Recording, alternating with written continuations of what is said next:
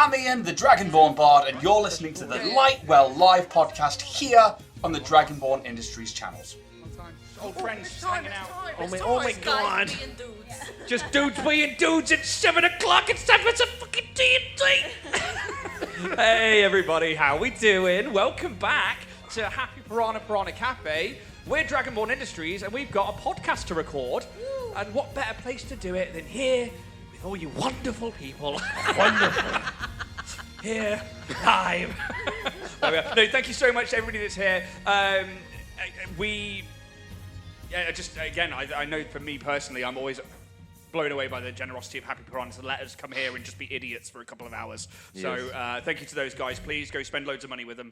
Go buy loads of food and feel really full and stuffed because, oh my God, I nearly cried at that food earlier. Like, we literally just sat here all being like, oh my God, oh my God. We'd all got to the point where we were so hungry, turned up to set up. Tommy had already done everything. I was like, I'm just going to eat. And I just sat here eating like halloumi and food.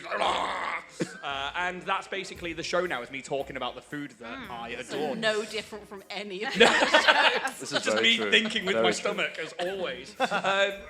But no, thank you all for being here. I'll point out straight away, you'll find some stickers and lanyards on your table. Woo. They're yours. Take them with you. You can have lanyards and stickers. They're free. They're all for you. Yep. So take those. There should also be dice. Those of you who maybe haven't been here before, there's dice on your table. I'm not going to roll any D20s. You're going to kill them for me. So I'll call out for somebody to roll some dice, and feel free to stick your hand in the air, and we'll take a dice roll from any one of you there. Otherwise, we are putting a bit of a push this year on our numbers for YouTube and Twitch. So if you are listening on the podcast or if you're here live, do go across to YouTube, Dragonborn Industries, or twitch.com/Dragonborn Industries. Give us a like. If you're on Twitch, you can use a Twitch Amazon Prime sub to sub up for free. It all helps. We'd be very grateful if you do, but also no obligation. Otherwise, check out our other podcasts. We've got our Starfinder podcast, which is doing really well. We've got the Blood Punk, which is actually run by Jack over here as our resident D&D DM. Tis I. And then that's it for the podcast at the moment. Apart from that, is there any other announcements really from the table? We're going to be here again next week. I am going to be doing the Galentine's Day special, which I believe we've got one place that's just opened up for. Myself, Ian, and Jack will be here on the 15th doing Intro to D&D, and also on the 27th. So if you want to come play some Dungeons and Dragons, we're here. Dungeons and Dragons. So speak to the lovely, sexy gentleman at the bar there to book in, or that there over there. Justin, go speak to Justin. Justin. Give us a wave, sexies. Thank you. Or you can go and book online at www.happypiranha.com/events. Yes. Yes. That's all I've got to say. Yes. So I love all of it. Those of you who haven't seen the shows, Jack is our announcement guy, clearly. I'm so bad at it. I'm so bad. I love it because Jack is like, so Warrior Prince 3D is like a place, and his name is Richard. Oh, I love it. But I think that is literally all that we have to say in terms of announcements and stuff like that. So there's nothing else to do but to crack on with episode 4 of Lightwell Live. Last time, the Black Helm clan lost Onkle, when the trapped room he entered proved to be too much for him, and with his death, the trio of siblings became truly alone. Now, we're not going to point any fingers. I'm just a little guy. So small. However, companionship was not far away in another chamber with Nom, a turtle from another party who appeared to be lost to this maze dungeon here in the Raven's Perch within the Split Rock Mountains. Last we left, the new party, they had moved through the Storm Gate, having made an offering to Talos the Stormlord and into the Old Forge on their way to the prison of this mountaintop castle.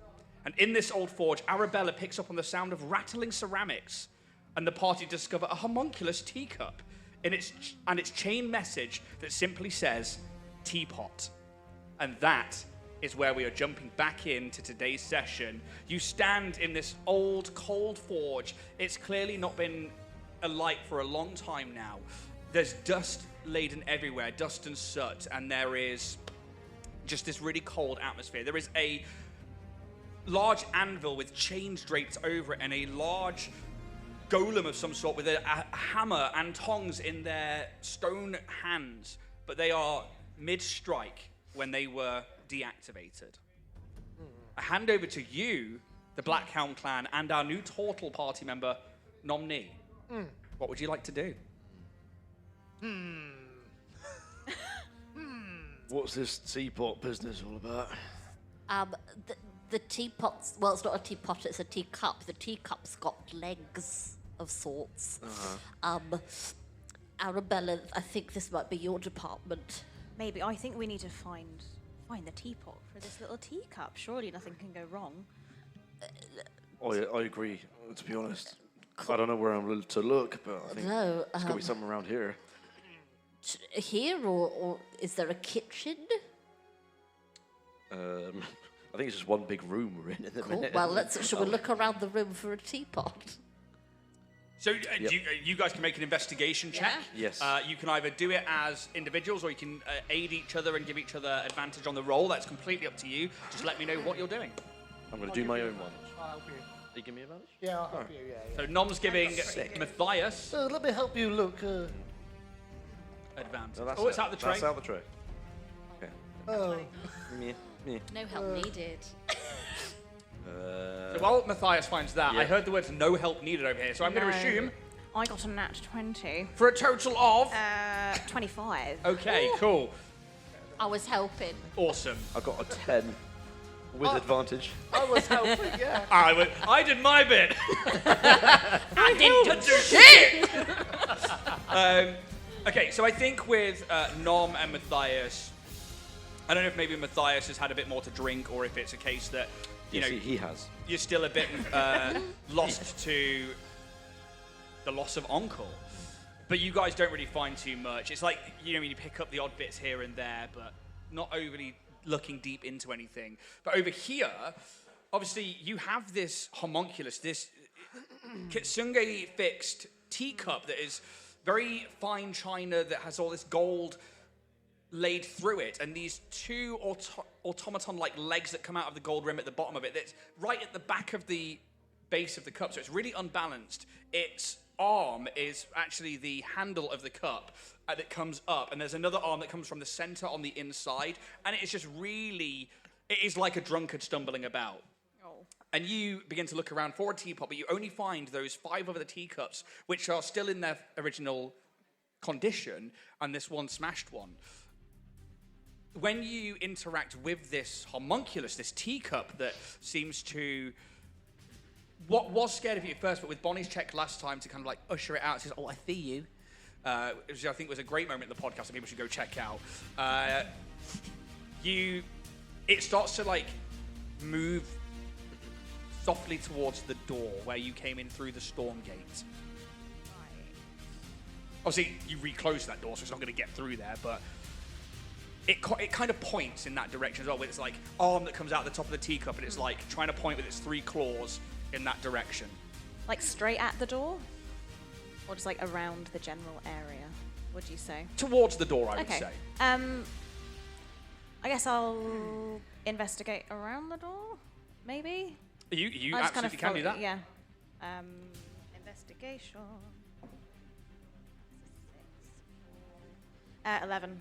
Yeah, you find a door, and Yep. it's Yep. made of the finest of iron, and it has the inlays of Talos, the Stormlord, on it, but it also has this ringlet handle that conducts electricity, and if you weren't immune to electricity, which is what you did with the Stormlord statue, that could be a problem. Yeah. As for the rest of the room, you have this door which is in the northeast corner. There's another door about 15 foot south of it on the eastern wall, and then on the south wall over in the southwest corner, there is another door there as well. Do we That's think that we need to go back out and get to a place where a teapot might logically live in order to find said teapot? Do you guys still have a map, by the way? Yes. And we don't. Oh, I 'cause we're forgot I borrowed stupid. one of your guys' maps so they can see where they are. Because you guys. I bought the wrong dice 24. bag. I was not prepared today. Basically. Thanks. Thank you. There you go. Then, Oh the God, party the lack has of a map. Oh, annotation. we don't have our lovely drawings on these ones. I've written nothing down. Good luck. It says, is that drags? blue drags? I have made no notes. Enjoy. But for these guys, they have a map, and we have a dungeon laid out. They picked up a map in the first room, and from there, they've been filling it out as they go. Or some people have, others haven't, which is quite hilarious. But you are currently in room 24. 24. Yeah.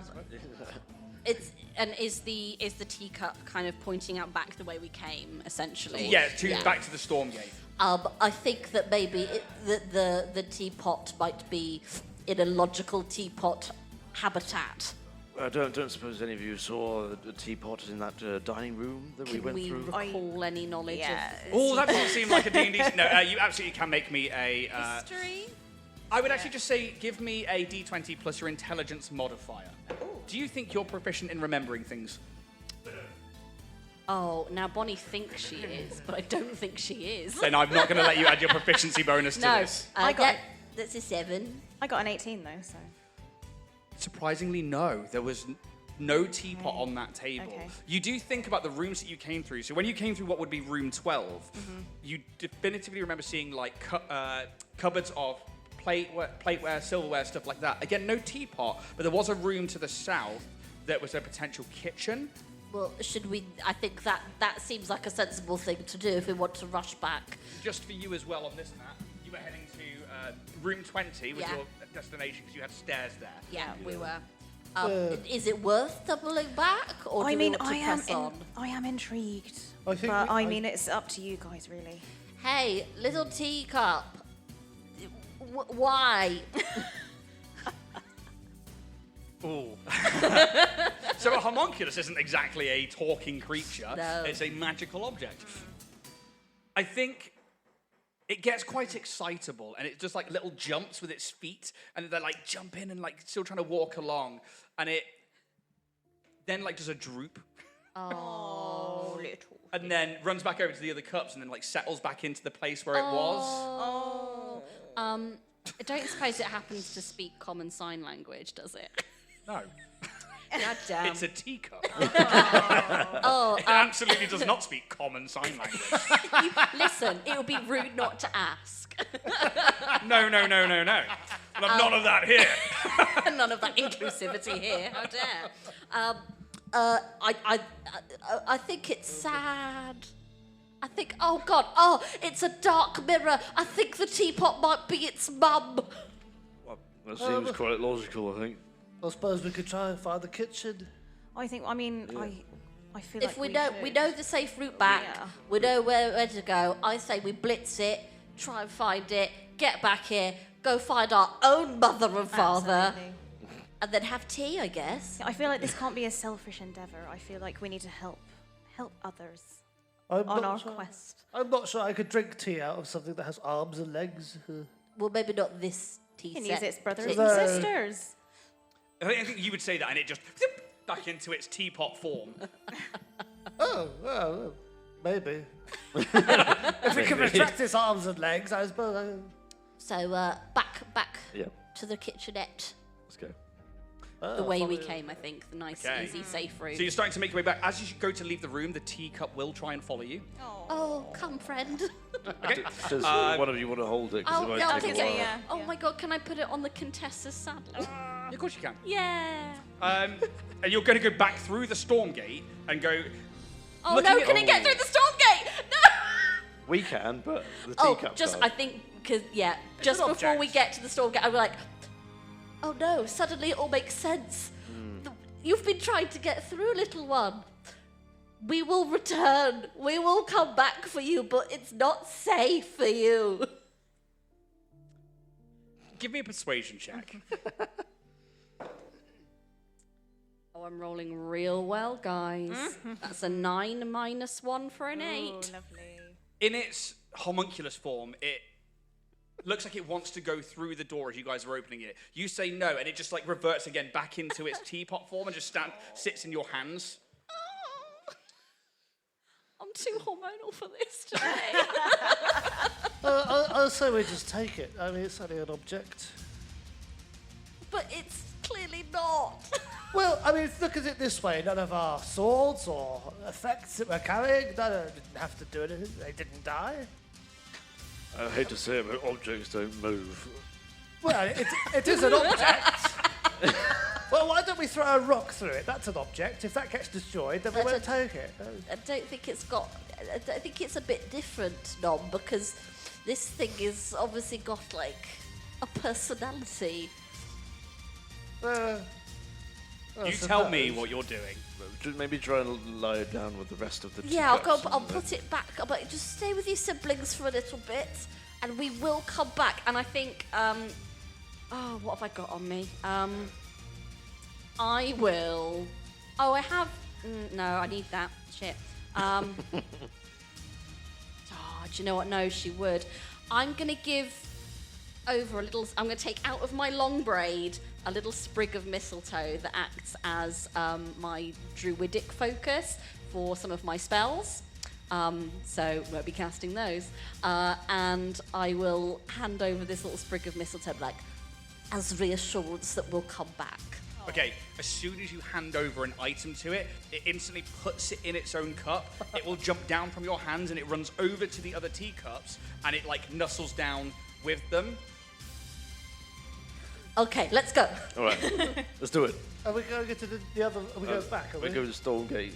So as far as my map's concerned, you are going back Yep. through room 18, through the storm gate, and you're going to try and make your way to the kitchens, yes? Yeah. Yeah. Okay, so you re-enter the storm gate. You open the door of Talos, and I need to bring up that room. Luckily, you all made an offering to the Talos statue, which means that you are immune to Lightning damage. lightning damage. Let's double check which room that is. That is room 18. Here we go. Because I want to give you the descriptions again. So, as you open the room, you can see that this room is filled with the elements of a storm. It rains profusely from a cloudy ceiling, and the sound of a storm outside can be heard clearly in this room. As you look up at the enchanted ceiling, you can see it clearly replicates the scene outside of this mountaintop castle. You see, as the clouds part every now and again, the peaks of high mountains, but also that of a taller tower to the east, as lightning strikes a large metal rod that reaches into the sky from the tower's high point. You begin to cross over as lightning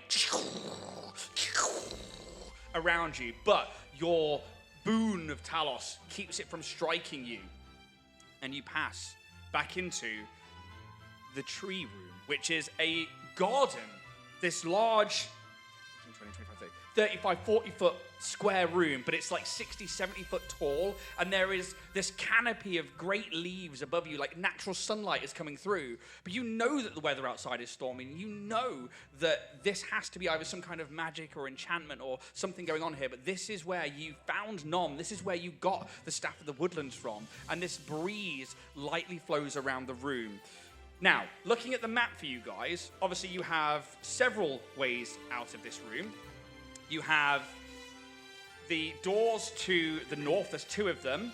One went to the potting shed that you broke into last time that seemed to have like components for spell casting in there that maybe have been collected. There is the Storm God effigy room to the north. There was a door to the right at the northern side and a door to the bottom to the southeastern side as well. I'm just going to double check if that one had what kind of door on it, because I don't think you checked. I want to go to the circle room. No.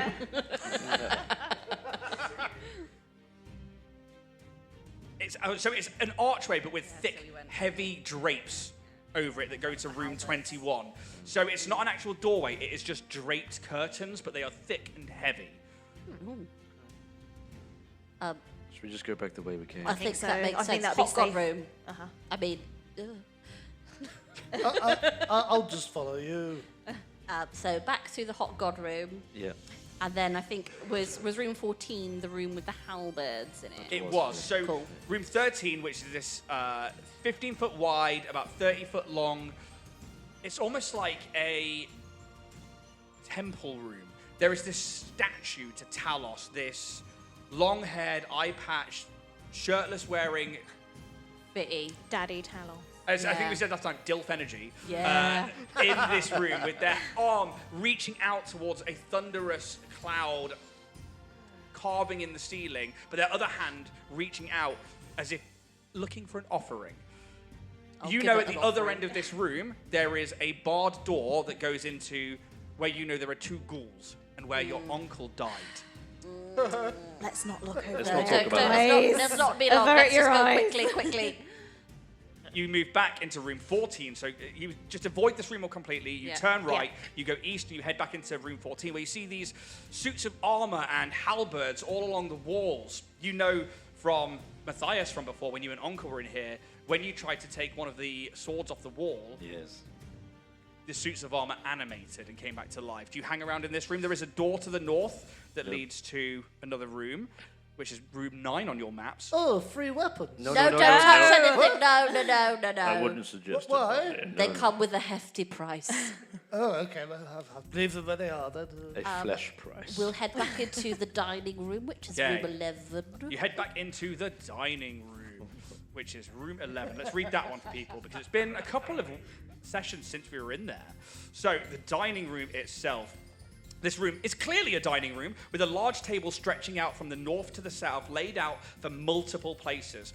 Candelabras and wall lights keep this place alight with a warm glow. Several doors lead off this room, one to the east wall that you originally entered from all those hours ago, and 2 to the south wall, and 1 on the western wall, and 1 in the very north corner on the western side as well.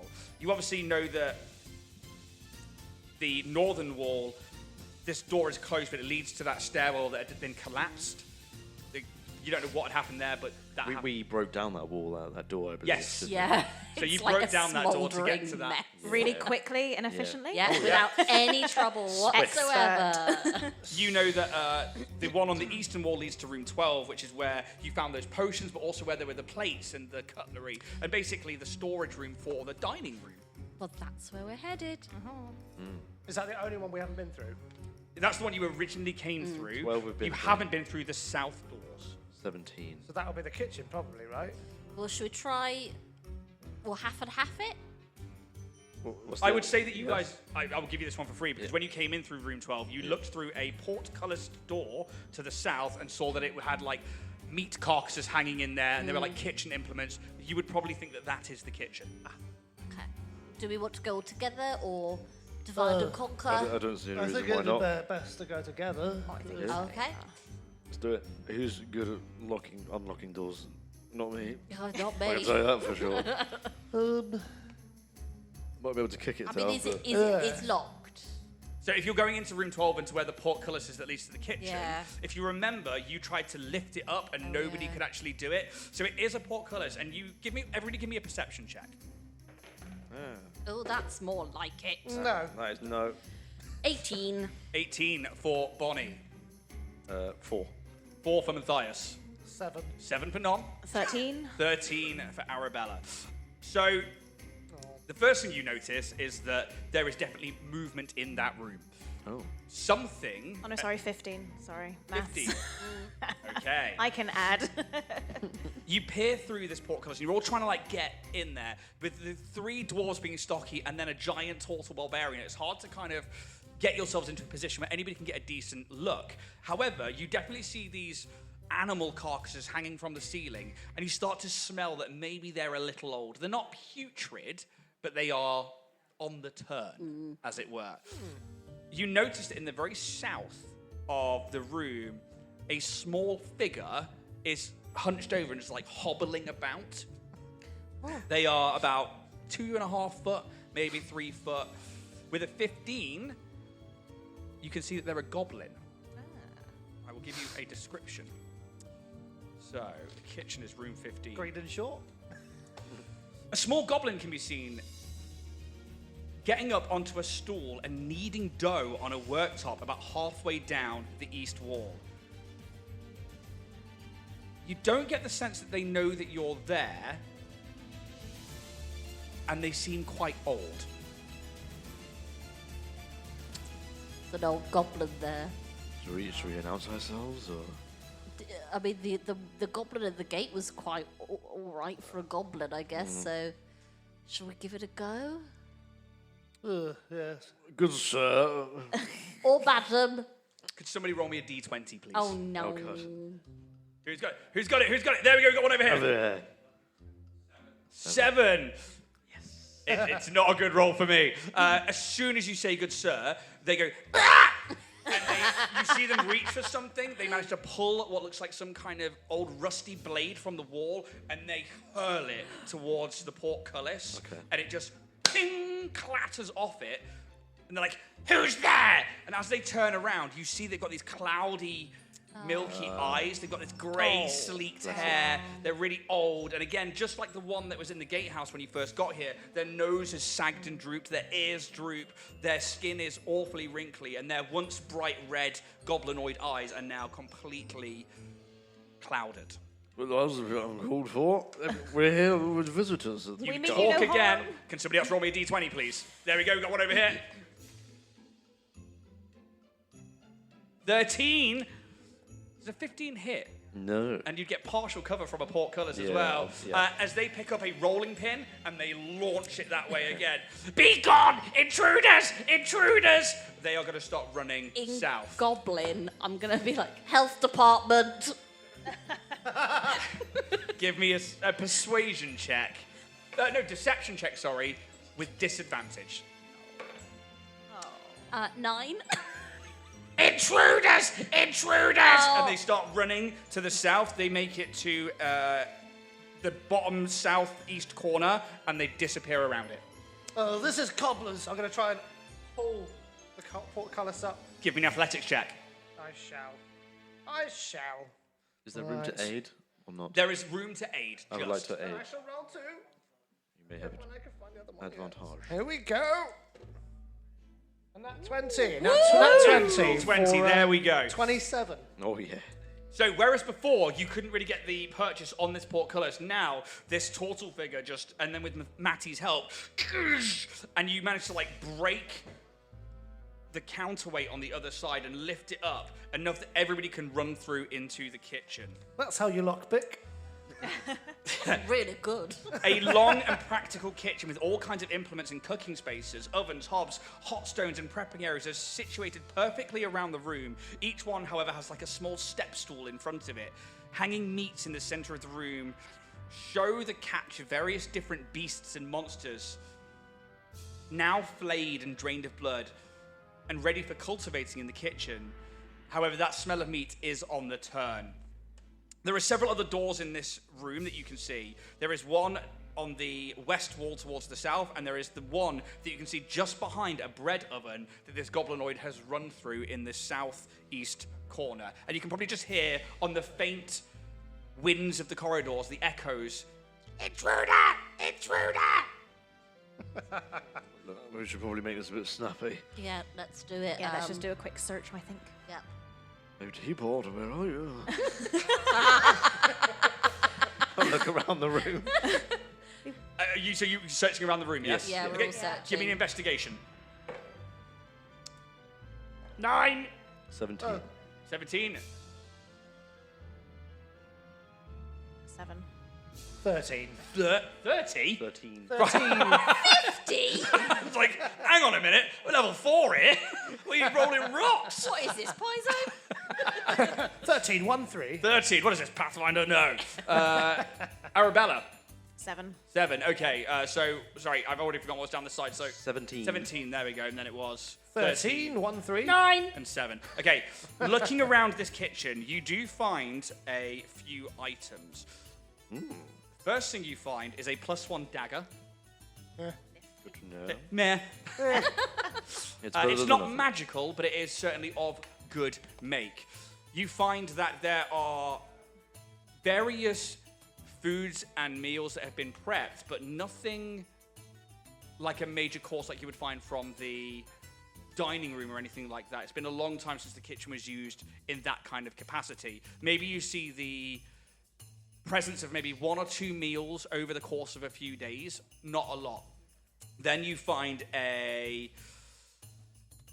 you think it is a rag to begin with.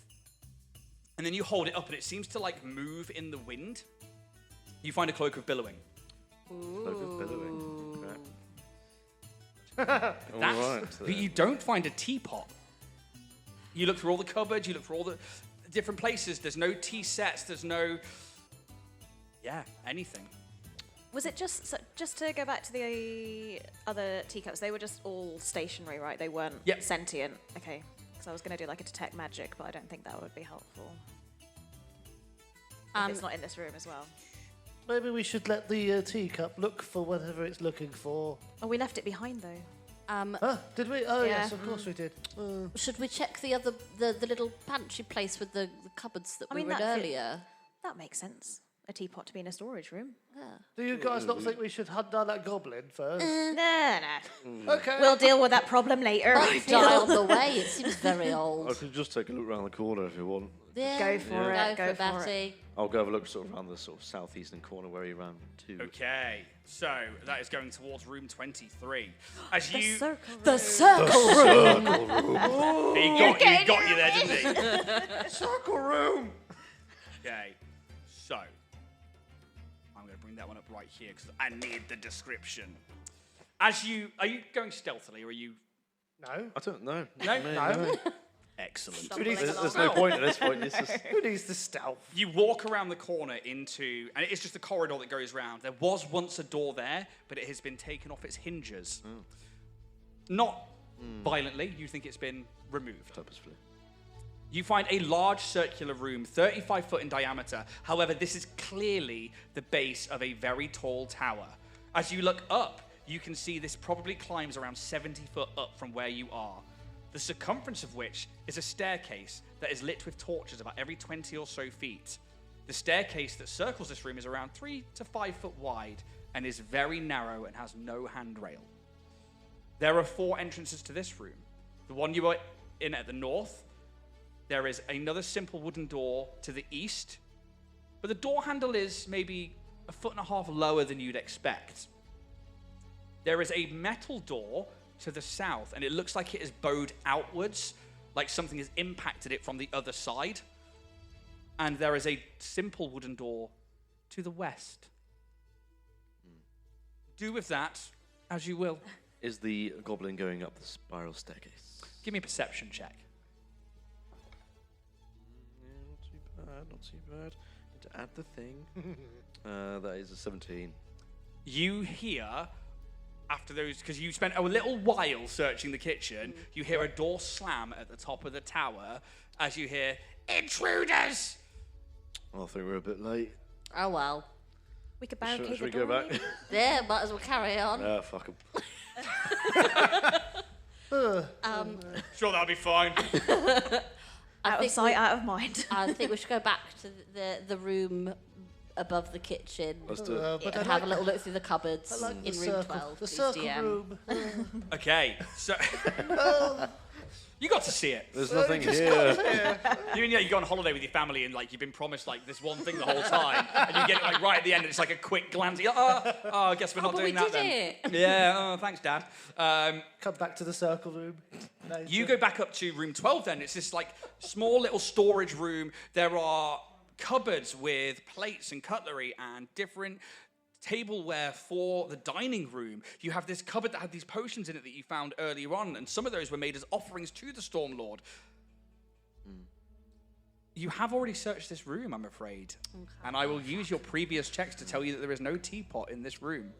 Epic D&D, guys. They are looking for a teapot. Oh, amazing. Didn't think this is how this was going to go. Where haven't we been? Well, there's a lot of places. There's a lot of places. Where haven't you been? There's a lot of places. Yeah. Well, let's go there then. How invested are we in this? I mean, Quite. I We don't did make really a give a promise shit. to that little we did make a teacup, promise to the though, yeah. teapot. And I feel like they'll be very sad. I didn't make a promise. That's very true. I will follow you. Whatever. You stand in this room. There is a door to your north that was a secret door that leads back to this diamond-shaped chamber that had these 4 statues of dragons that you found had been booby-trapped to breathe fire, basically. That's what blue drags means. It was That's right. blue dragons, 4 statues of them. Then you see there are the room that you came through, the kitchen, and the room that goes back to the dining room. We haven't tried number 9 yet. No. I'll just follow you guys. I love that you guys have done this dungeon so, like, Here, there, and everywhere. Right, well, let's go across the dining room to room 9 then. Let's have Let's a just look. give it a little peek, yeah. yeah. Why not? I love that We're this here. handy map that we found is numbered. It's quite good. Which is quite useful. There was no way I was keeping track without it. Weird that a mage would, like, give you a weird, like, here's a handy map. Visit the gift shop. Do you think they've got, like, little stamps you could get at the end Little of this? souvenirs. I want a rubber. Could do with a keyring. Yeah. Oh, I want I to got a razor, squish a you gold know. piece. Oh, I could do with a kobold finger trap, actually. I've been to Raven's Perch. I went to Raven's Perch And all I got was my a uncle lousy killed. t-shirt. What do you Room do? 9, please, DM. Okay, just going straight up to the simple wooden door. Simple Yeah. wooden door. Is it Just locked? a simple From one. 11 Do you to try 9. it? Yeah. Cool. As soon as you touch the door, the ground opens up beneath you. I need you to make a dexterity saving throw, please. It wasn't me. 13. Fail. Could, I didn't put any other d6s out there. These guys here, do you want to roll 3 d6 for me? One each. Spread the Spread the love. spread the love. Share the load. Kill another one. That's a Go 3 on, for do me. it. 3 from Matty. 2. 5 total. Go on then. 2. Okay, you're going to take 7 points of piercing damage as, like, a maw opens up and the ground itself, like a bear trap, closes around your midriff, and you take 7 points of piercing damage. The trap then begins to fall away. The door is locked. And you hear it starting to, like, the ground to reset. The door's locked, guys. I think there's a trap there. There might be. She's like clutching it like the midriff is just bleeding. Are you okay? I'm fine. I'm steel. Bleeding It's profusely. just a bear trap. It's only a flesh wound. It is but a scratch. Are you still stood in front of the door? No. No. I move away from the door. Okay, tell me what you're doing, guys. Maybe we try from the halberd room to I room think number so. 9. Maybe Yeah, we let's should go- be more yeah. careful next time and check for traps, I feel. I mean, I suppose we could try. I'm not very good at it, but I'll try. 14 to 9. Please. So you're going back around to the armor room, Yeah. Yeah. and Not touching any of the weapons. yep, Although I feel like maybe did we? If we touch the I door, can't is remember it if we gonna? touched the door or not last time, and it caused things to happen. Oh. I could do it. It's okay. You do feel quite hardy. You take Could it. could we try and maybe work out how this bear trap engages from Yeah. this side? Could we? Was there any indication of like when the maw opened up of anything? Was it, or did it feel like magical? you can or give me an nature? Arcana check. I'm really shit at those. Natural Natural 20. 20. It's definitely a magical based trap. So Okay. the main thing you see is that the actual ground itself, you've heard of these in the wild, in the forest. They're called earthmaw traps. And the ground itself, it's almost like a mimic, comes up and bites you, but it resets. It's something that druids or arcanists have used to disguise things like stone and groundwork and mud into being a trap. You do know that once they go, they then have another 6-second period where they have to reset. Okay, here's what I'm thinking. We set it off. In the 6 seconds where it starts to reset, we bull rush the door, try and break it down. What are we setting the trap off with? You could just A throw couple of something at it. chairs. With that roll, I will let you know as well, it is a pressure Yeah. sensor trap. Get a chair from the dining room. Get a chair, Throw it, get anything. I have an alternative. Why don't I go into my shower and you throw me at the door? Hello, I make a rather good projectile. you are. Look, I'm quite strong, but not. Could somebody That's strong. translate for me? He's quite drunk. Matty said, I'm quite strong, but I'm not that strong. That's my translator. I'm fluent. Fluent in Matty. I'm sure the three of you could pick me up. But, You're battering around with yeah, a but then we have to torch. launch you at the door. But if, I mean, you could just run at it. oh well, you know. I Shell suppose. first. I'll run at it then. Just the backwards run. I'll run at it then. You could probably run with more force than we're able to throw you. I'll be real. I think so. I'm very weak, I'm afraid. I think Matty will be ready with like a chair, the heaviest chair he can find, to try and just whack it onto the trap. Well, here I go. And like, I'm readying basically an action as soon as someone wants to try and barge the door. Amazing. So I'm going to take some steps back and I'm going to charge the door and jump into the door. Awesome. You can activate the trap. You throw the chair into it. It's whoosh. It snaps the chair in two, just eviscerates it, and then begins to reset. At the same time, Nom then just runs at the door. I need an unarmed strike against the door, please. Do it, Nom. Do it. Let's see. That is unarmed. That is 13, 14, 15, 16, 17, 18, 19, 20. 20? Not nat 20. Dirty 20. Smutty. Absolutely hits. Roll some damage, please. I'm going to do it on the app. Oh, that's the wrong thing. 6. Okay. It heavily cracks and splinters the door. It doesn't quite go through. You think another good one will do that, but the trap you see begins to reset. Got any more chairs? Another chair. Another chair. Another chair. I'll do it again. Here we Okay, go. cool. So you wait the 6 seconds, Yeah. wait for the trap to reset, repeat the process, unarmed strike against the door, please. 17. Yep. I don't think you'll need to roll damage, but do it anyway. 11. You smash the door. You break the frame around it as well, like where your shell just pushes against it. It creates this shape of Nom's shell. Told you I was a good projectile. Enter a new room, because this one hasn't been entered. And you had previously set up the trap in that room when you were blindly trying to go around the walls in room 14. And I was like, let's go back and do that one too. Right, so we are going to find this particular room. 2 seconds. 1, 2. You have failed. Entering this room is like entering a macabre museum. The heads of different creatures and beasts line the walls and are encased in glass cabinets. There are also different items of the hunt with them to signify the weapon used to kill the creature, or at least deliver the final blow. You see that there are large skulls of lizard-like creatures. There are alien-looking skins, like a head with these tentacles that come off its mouth and has this rubberized pink-purple flesh to it on another wall. You can see that there are brains in jars. It's just a weird, macabre taxidermy room of different monsters and creatures. However, at the far end of the northern side of the room, there is what is clearly a dragon skull. Above it is an immaculate-looking bow. What colour dragon? Oh my God. What colour dragon? Look at it. Black. Huh. Oh.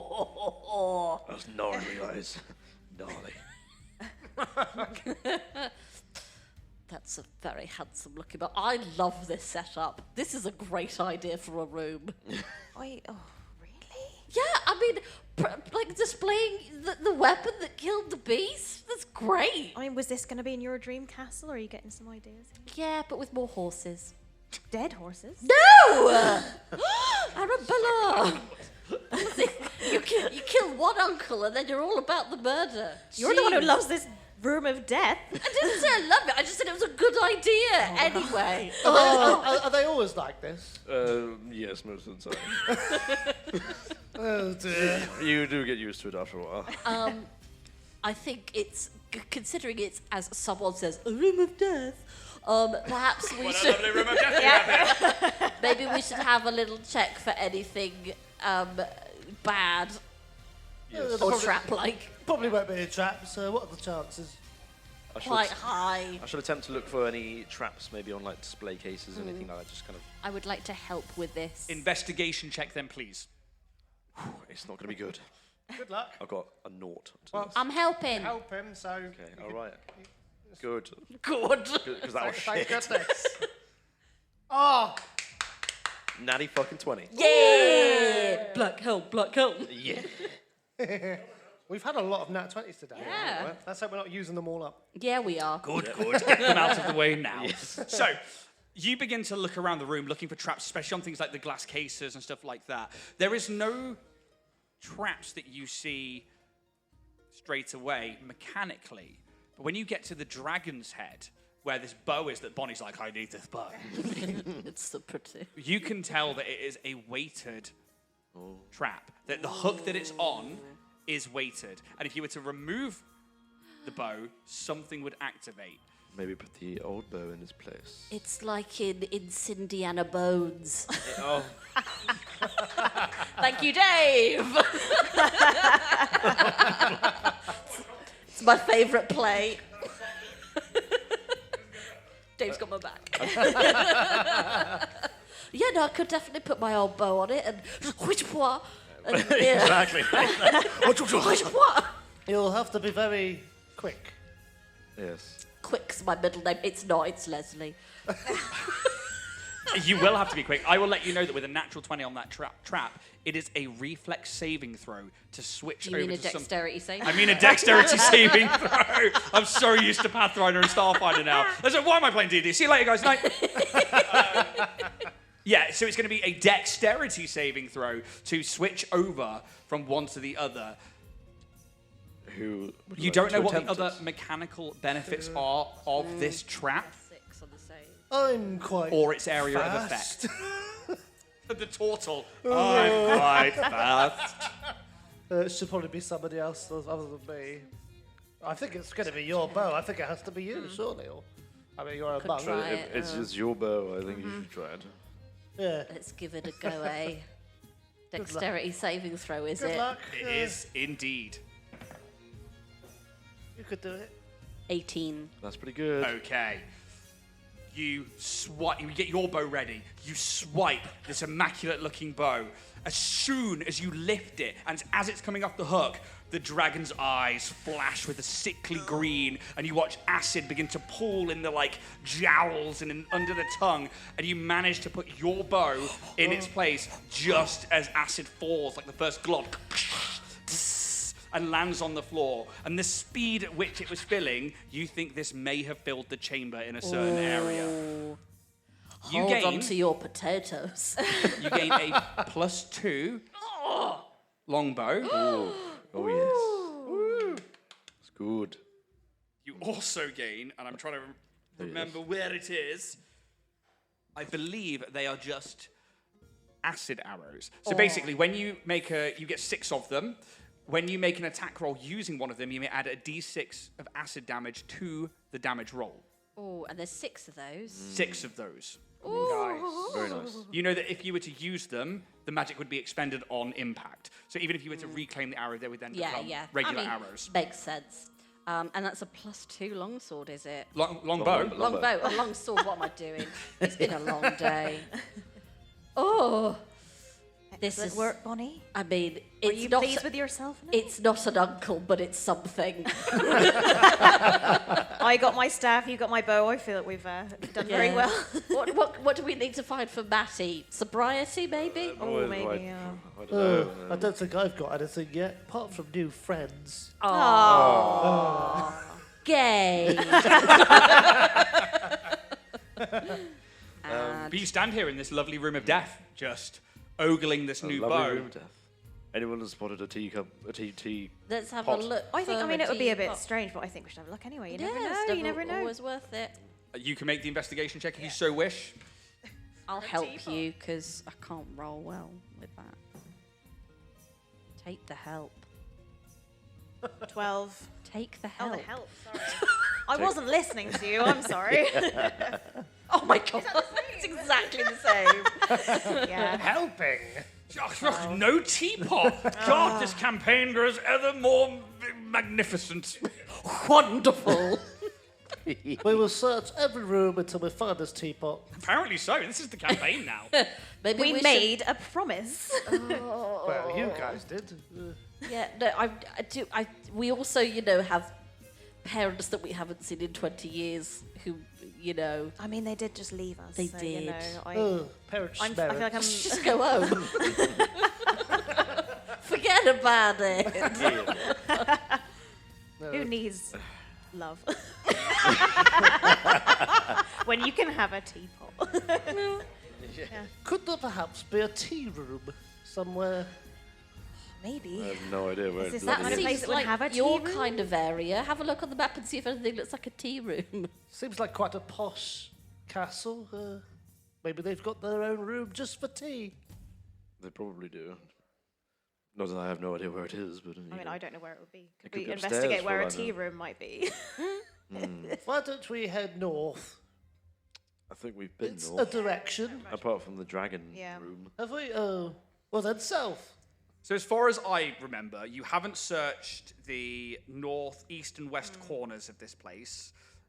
And you can see on the map that there is rooms in the north west, but you've never found a way to them. And the reason you were originally looking to get there was because you were looking for stairs, because you can see stairs on the map, which is why you were originally heading to the southwest corner.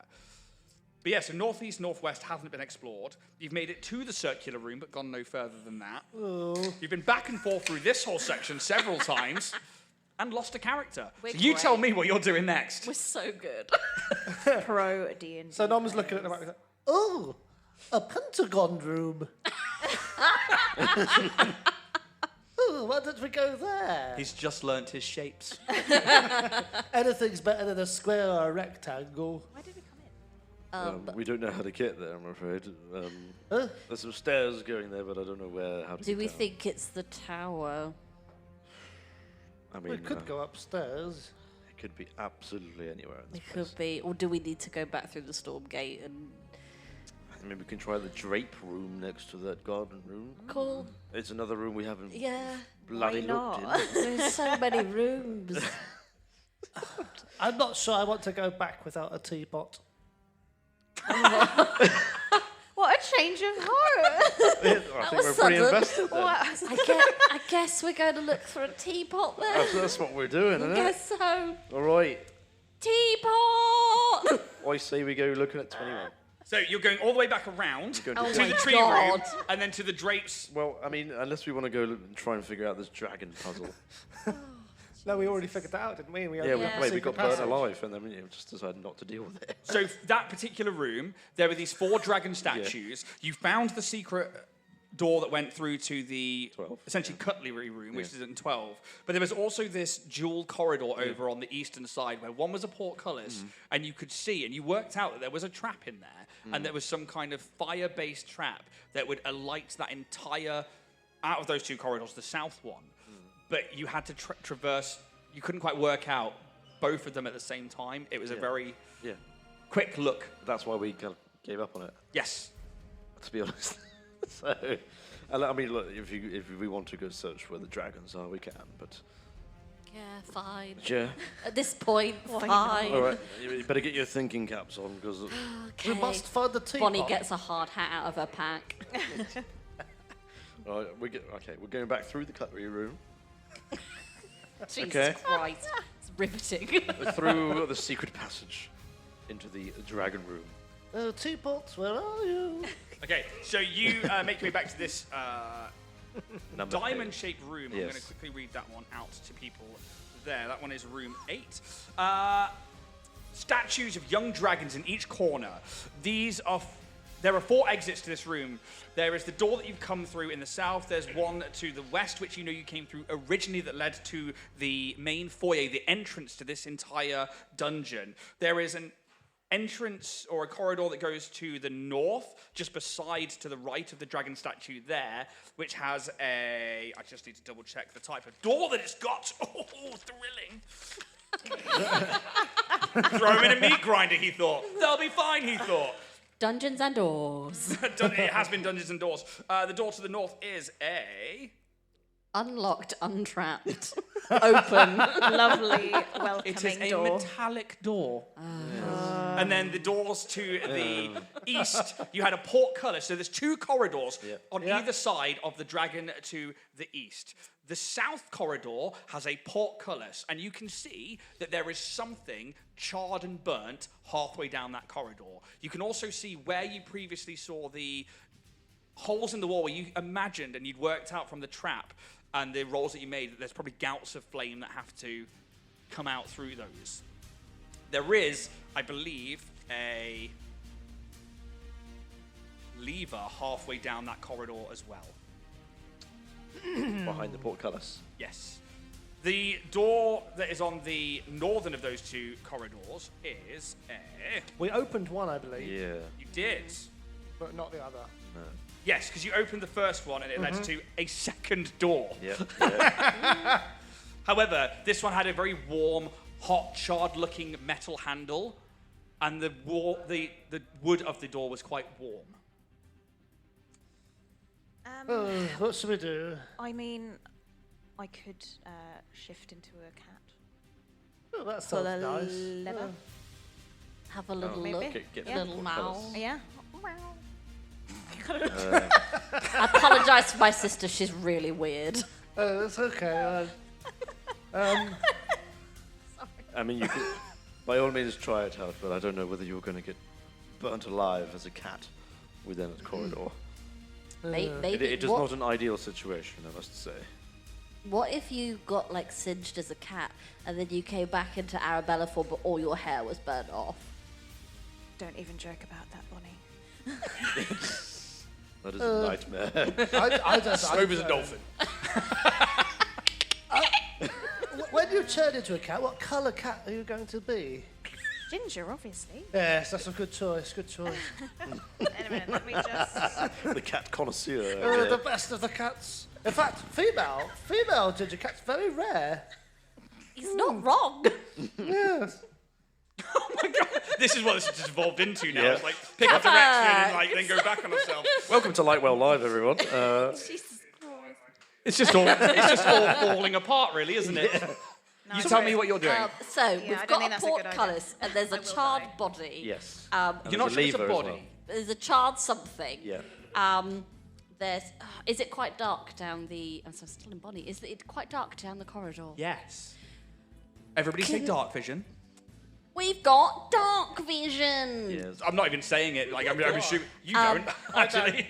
Can we see like pressure pads bloody around anything. the Have you got anything like light spells or anything? I do have... Like a cheeky little cantrip? We could just throw a I torch. don't have a cheeky Oh, I've cantrip, got let me just torch. double check. So it looks like it's already seared anyway. Well, if we chuck something light down there, And then I we really can like one of get- my torches. It'll just yeah, and it'll just chuck it down, see what the haps is. Beautiful. throw it through.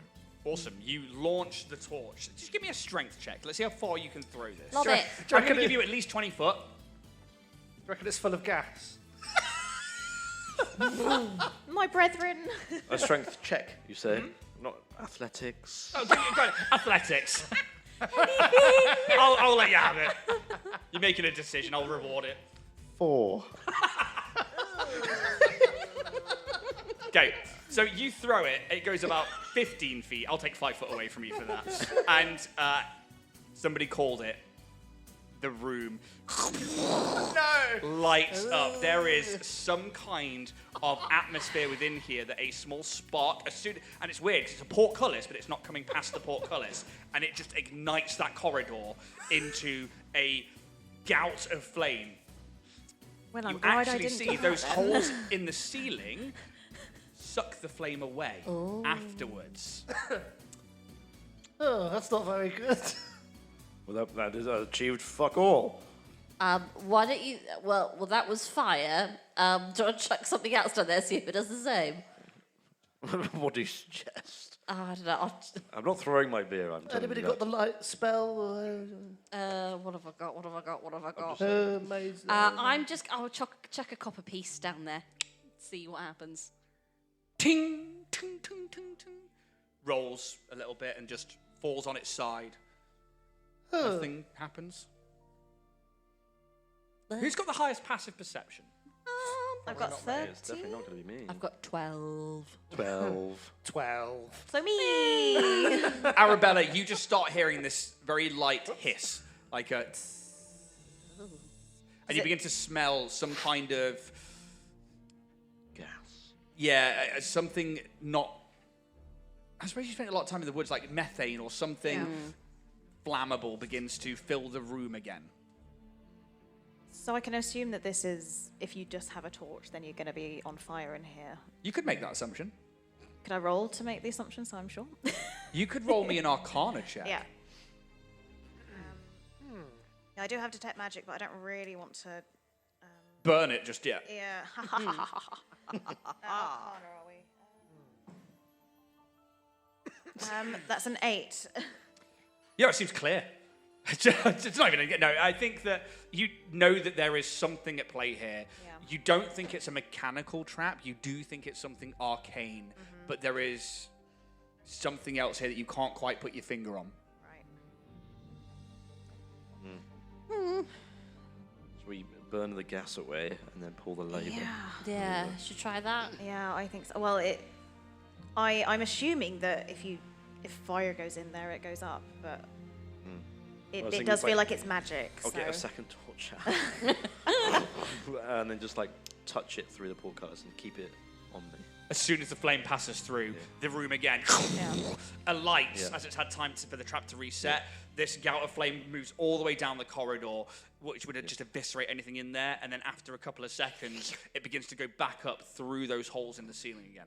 And then within a few more seconds, you start to hear that tss of the room refilling. Is the lever on the other end? It's in the middle of that corridor. In the middle. Well, shall I? If you throw another flame, I can be a cat.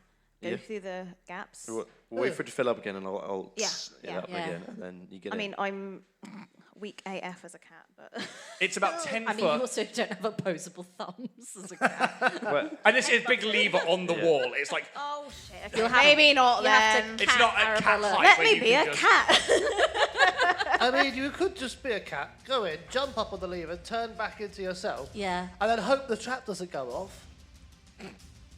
do it. Or I could just try and lift the No, portcullis. you know what? I yeah. We know there's a door on the other side. Yeah. So you might be able to at least leave by that. Yeah. What about your staff? Does that do anything? Let's have a look. Got any magical does, light yeah, or I anything don't- like that? Let me have a look. Give me a second. While Siobhan Like looks very through her expensive new Kindle things, head on over to our website where we've got merch for things. Ian sells sexy dice. We're at dragonindustries.com. Sorry, so what? Dragonborn Dragonbornindustries.com. I'm very tired. Double W. I This think. is Yeah, my no, I have usual nothing that setting could for help. corporate shilling. Well, what do we want to do then? Well, I just had a bit of a thought. Do we have any rope? Yes. Yeah. We can latch it on onto the lever. And yank. Yeah. Oh, yank it. Why not? It seems like a very I'm simple. not gonna lie. I don't really want to go the same way as Onkle. I don't blame you. No, Yeah. I don't want So to. we try to lasso it through. Yeah. Yeah, make a little loop. So it's about 10 foot down the corridor on the what would be the north wall. You're going to try and... Lasso and... Lasso it. And then So that's going to be quite a high acrobatics check to try and lasso something it's only 10 foot away. He's a monk. through a portcullis. If we make a big enough loop, you got a real big chance getting in. Again, through a portcullis. Get your arm through and I mean, you can make the roll. You can absolutely try. Let's do it. Thank Go you. on. Get a lat 20. Acrobatics. Acrobatics, Go on. You can do it. Come on. 25. Oh, cheeky. Matthias gives the Hell middle yeah. finger to God. He's like, yeah, I'm going to try it. And literally, you poke through, Yep. and you can almost feel the moisture on the air now when you put your hand through. Oh. There is definitely something chemical in the air, or something, Okay. not oxygen. And you throw it, and you manage to lasso it onto the lever. And I assume you then feed it through one of the bottom rungs of the... Yep. Are we? Should we try it? Do it, do it, do it. Try and just like crouch and just yank on it. Oh, that was impressive. The lever pulls down, and the portcullis starts to raise. You hear again this, tss, but it seems like it's being pulled out of the room, and you hear a small of a lock somewhere down the corridor. Should we just book it? Yeah. Oh, why not? Right. Does it feel like the lever is going to go back up if I let go of pressure? It doesn't. Just going to gently leave that hands. Put this on the ground. Should Please we, take your rope off your character sheet. should we continue forward? Huzzah, let's find a Let's teapot. go. Let's go. On the hunt for the teapot. We will find it. What did you do in D&D? Hunting for a teapot? Classic. Reunited a tiny teacup with its teapot money. Pretty much. Yeah. Roll for teapot. Roll for teapot. Yeah. Roll for teapot. We're booking it. Yeah. Okay. Yeah, let's do You it. begin to make your way down the corridor. It smells like there was a gas in here, but it's been cleared out. There's no pressure plates. When you get to where the lever is, you see that there is the charred remains of some creature on the floor that possibly was humanoid, but they have been so burnt that even their bones are crumbling away. It is like parts of a foot, parts of a hand, maybe the dregs of a skull. You couldn't tell what they were, but it was hot enough that it almost cremated them entirely. Oh, bugger. One of yours, NomNii? NomNii? There's no way of knowing. What? Your party. Oh, I don't know. I know there's not much left there, but I'm just wondering. Does it look elvish? There is I no do. way of knowing. Looks, no, I don't know. Well, let's hope not, I suppose. All right. Oh, Anyway, well, never mind. is this door at the end of the corridor? At least it's unlocked? not us. You get to the end, and there is a metal door just around the corner, and you can see there are like symbols of fire and heat on it. The door does feel warm. You don't know if that's because the trap's just engaged several times. Does it feel like you could cook an egg on it? You could leave your hand on it for a little bit. Okay. Toasty. Just testing. Pull my hands up. It's It's very cold in this dungeon. Should we try to open it? Yeah. It's just a thought. Just be Just try prepared and for open it. Yeah. Yeah. We did hear a click. It's So, a bit warm. Yeah. who wants to try to open it? Um, I'll do it then. Thanks, no. Thanks, Nom. I Taking will one try for to the open the door. team. The door is unlocked. You have unlocked it with that particular lever. Okay. We beat doors. I have the magic touch. He got the touch. He got the power. Okay. Let's go inside. What's in the next room, DM? As soon as you go in, GM, as soon as you go I'm that pedantic. As soon as you step foot into the next room, the heat is something almost unbearable, especially imagine to like you in your shell. The soot and charred furniture scatter the room. This was probably once a study of some kind, but now it's like a silhouette of its former self, only just holding itself together. However, it is lit up by the fact that in the middle of the room is a roaring fire lashing about. There is nothing like a fireplace or a brazier tethering it to anything, and it just seems to and then take on a shape. Oh, shit. I need you to roll initiative, please. Weezang Gambit. Oh, no, that's really good. Could somebody out there roll me a d20, please? There you go. 15. Ooh. Good.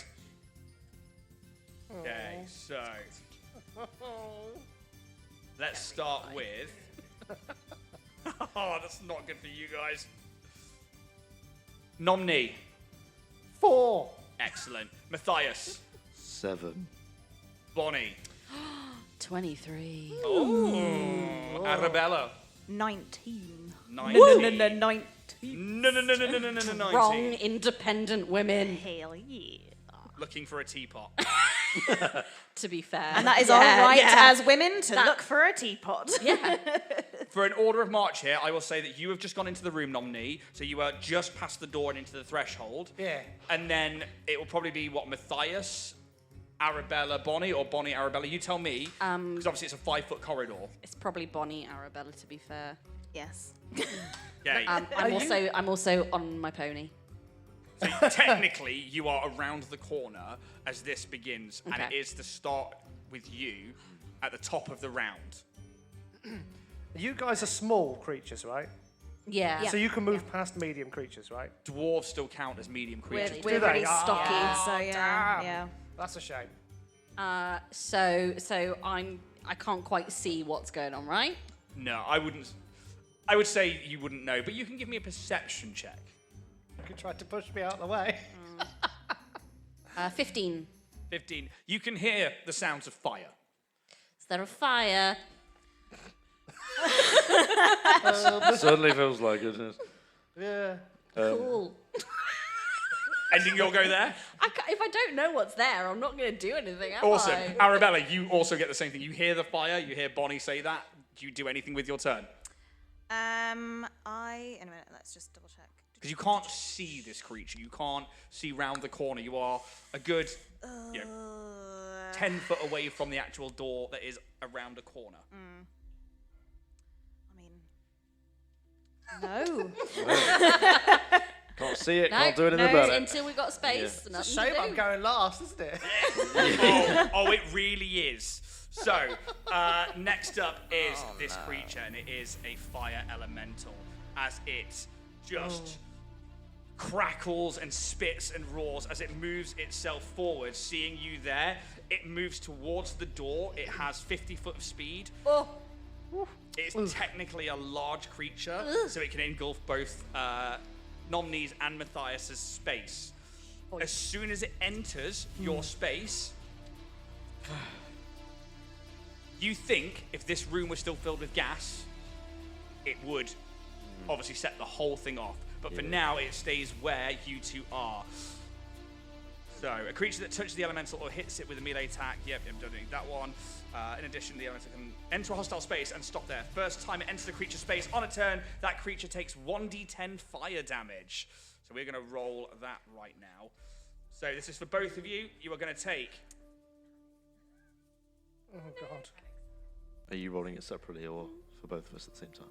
I'm just going to roll it at the same time. You both take 7 points of fire damage as it enters your space. That's just its movement. And then with its action, it's going to make 2 touch attacks. I need 2 d20s out there. One against Mathias, one against Nom. So we've got one over here and one over here. Mathias, 15 plus a ridiculous amount. That is going to be plus 6 to hit for a 21. Oh, yeah, that certainly hits. Yes. Okay, and the other dice roll? Oh, for God's You can sake. come again, my friend. I think that's the first That nat- is. Oh, here we go. So our crit rules is I get to max damage and roll again. Third character? Oh my So- God, you're the James of this campaign. Oh, dear. Okay, first things first. Let's deal with Mathias. You're going to take 2d6 plus Am I now? 5, 6, 7, 8 points of fire damage. 8 points.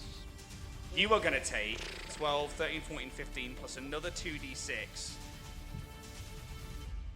You're a barbarian. You should be fine. I guess you could say. Oh, that's not good. Oh, dear. That is 23 points of fire damage. As this thing reaches out and almost like you can feel anything on you that's basically flammable starting to light. Ooh, I guess you could say he's on fire. You are on fire. I'm on fire. Until a creature takes an action to douse the fire, the target takes 1d10 fire damage at the start of each of its turns. You are both on fire. Oh, dear. You two now see as it's come around the corner a fire elemental. Shit. Matthias, it's your go. I don't know. Jeez. Can I punch it within it? It is a creature. You can make the attack. Yeah, I think you just kind of wail at the environmental from within, just going at it. So I'm going to use my action to hit, and then flurry of blows as well. Top. Still got to make the attack roll. So let's do the first one. Has 16. anyone seen the recent meme where it's like Ron in the fireplace and goes, Diagon Alley! And it just sets him on fire. And he's like, ah! 16. 16 hits. Okay. Do that first. 8 points of bludgeoning damage. 8 points of bludgeage. 14 to hit. Hits. Good. I like that. Another 8 points. One more with the flurry of blows. One more with flurry of blows. Ooh, 10 to hit. A 10 misses, I'm Okay, afraid. That's fine. I do gain the benefit of the disengage for using flurry of blows. Okay, because that's a new for 2024, isn't it? Possibly. Not as a bonus action, no. No, it's just you get the benefits of it. I think because of the Drunken Master thing. Oh. If I, Yeah, if I use my flurry of blows, I get disengage for free. Yep. And my speed increases by 10 foot as well. Okay, so you're going to run further into the room because you can't really go backwards. Yes, I'm going to try and run further into the room. Okay, yeah, you can run further into that room. Obviously, you are still technically on fire until you take an action to put it out. I think. What I should have done as well is at the top of the round, because at the top of the turn, you should have also taken a D10 of fire damage. I was about to say, actually. All right, I suppose. You were going to take 1 point of fire damage. Yeah, you're damn right. You watch me get 10. Yeah. Cool. I'm not even rolling, I'm just saying numbers. So I'm going to run about maybe 20 foot-ish into the room. Okay, so you run into the room, and the carpet, you can feel it crumbling under your feet. The floor's not going, but you can feel that everything in this room is so charred and blackened that as soon as you touch it, the soot falls apart. Is there anything in here, just from looking around what's in the room, anything that could douse fire? Not in this room, but there is a door that looks metallic in the northwest corner. I will run to that door and stay there. You can easily, with your speed, make it to that door. Next up is NomNii. At the top of the round. Yeah, D10 damage. We know. Well, I know. Here we go. Oh. It's 10, isn't it? Nah, it's 2. Okay, good. 2 points of fire damage as you are currently in this creature's space, but you can take your turn. Is it an action to douse myself out? But you are still in I'm its still space. in it, aren't I? Well, I'll walk out of it then. Yep, you can 5 foot, you are out of it. I'll walk out of it then. Yeah, I'll walk out of it. Right. And I'll walk out of it, right? Anyway, Right just now. started blasting. if I was to go into my shell, would that douse out the fire?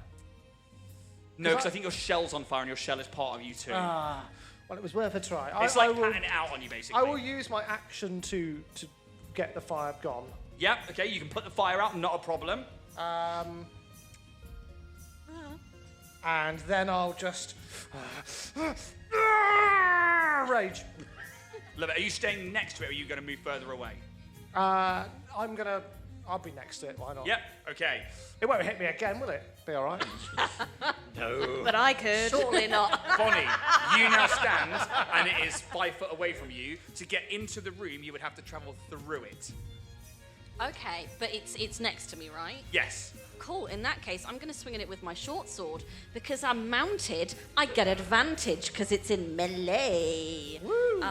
So I'm going to try for a short sword. Esplish. That's shite. Good job, I've got advantage. Natural 20! For a 26 to hit. Please Absolutely hits crit. Max damage. Roll again, please. So it's 10 plus... Oh, God, it's exciting. 10 plus 8, 18. 18 points of DiMaggio. Okay. Is it dead yet? Is it dead? Is it dead? Please. Please? Tell me it's dead. I haven't asked this. It was your short sword, wasn't it? Is it magical? No. Cool. But that's fine because it was a natural 20, so that's fine. How many points of damage was it? 18. Halved to 9. That's fine. Oh, because it's probably won't actually do anything. Actually, yeah. I've vexed it with my mastery. So if you hit a creature with a short sword and deal damage to it, you had advantage on your next attack roll against that creature before the end of your next turn. Okay. Good to know. Yes. Are you moving anywhere? You are on a horse and Arabella is behind you. You can only really go through it. It's not that bad. You should try it. I mean, there is something deep within Bonnie that has the image of jumping a Shetland pony through fire that really appeals. That should be inspiration. Like a phoenix. No. It's a thought. She's not done it yet. That's true. There are 2 wolves in me. Let's do it. I want to jump through the fire. Okay, you can move through its space. It's classed as difficult terrain, Yep. but that's it. You automatically take 1d10 fire damage, That's as fine. does the Contessa. That's fine. They She's were cool. Both gonna take 9 points of fire damage. Ooh. That's fine. You are both on fire. Ow. But you can pass through it into the room where, like, as you gallop through, you may take inspiration for doing something detrimental to you. Yay! Yeah. love that. And you tell me how far into that room you're going. Contessa can go 40 feet, so I think I'm going to go right through, and I'm going to go as far. How big is the room again? 5, 10, 15, 20, 25, 30, 35 foot. I will go right to the edge. I'll go and meet up with Matty. Yep. I'm on fire. I jumped through fire. It was amazing. Ow. So am I. I'm not on fire anymore. This is a great bonding experience. Why have we not done this before? Because it fucking hurts. But it's great. I'm surprised you didn't go up in flames. You must be, well, quite alcoholic inside. Oh, good point. Oh, you are He's still on fire. still on fire. So Matty and Bonnie and the Countess are at the north side of this Standing room at the door. on fire. Having a conversation. Here's a question about horses. Can they Yeah. put them out? Like, can they put themselves out of fire? Stop, drop, and roll. Yeah. Yeah. In you a want stone, Listen, in a stone if you've corridor. ever done a gymkhana, and this is how I will justify this to you.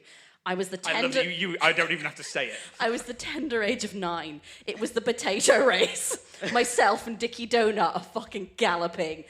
He gets overexcited. I drop the potato. He gets a bit spooked by this. We literally stopped, dropped, and barrel rolled. It's possible. But you didn't teach him to do that in a fire, though, did you?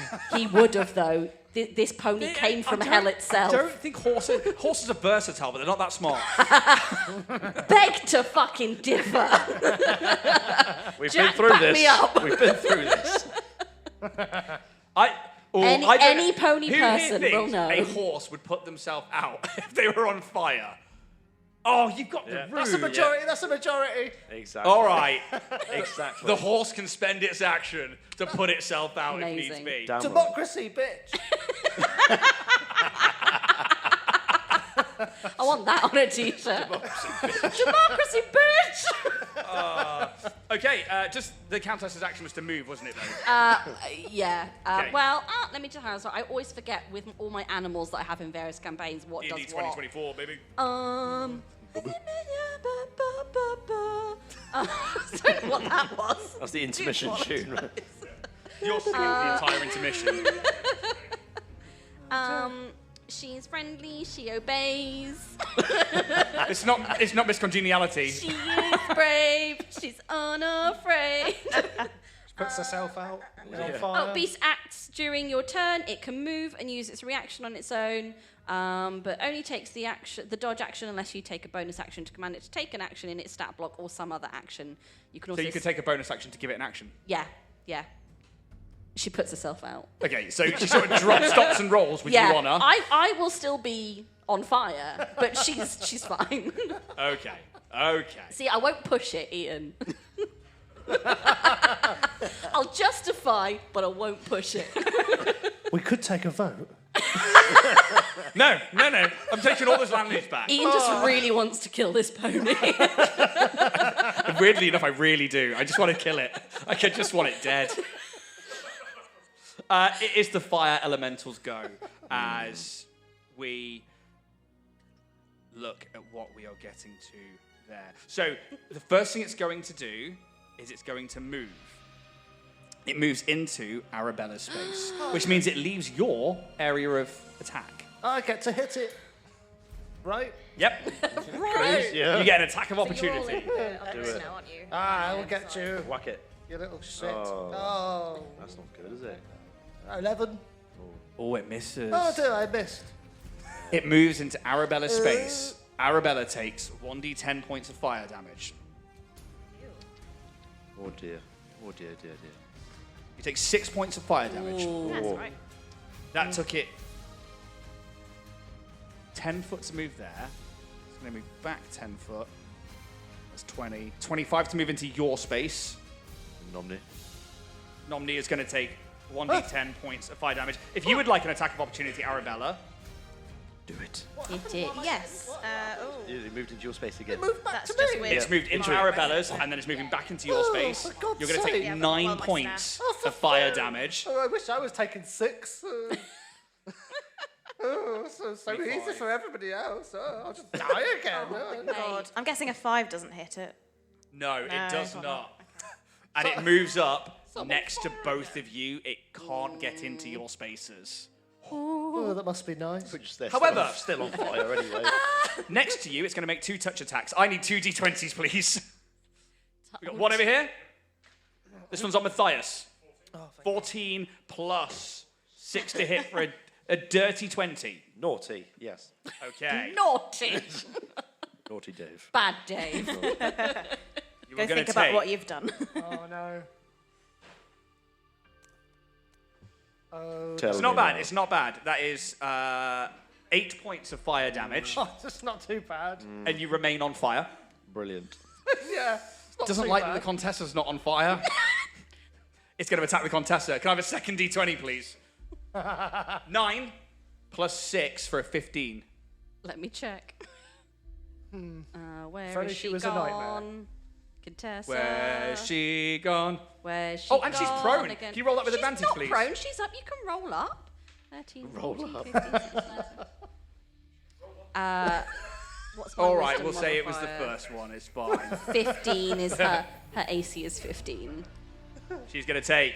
Oh no. Here we go. Don't apologise. She brought an animal into a dungeon. She asked for this. It's just irresponsible.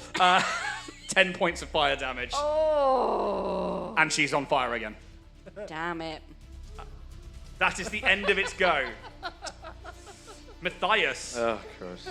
Did we miss my go? I think we did. We missed Oh, my sorry. go. Arabella.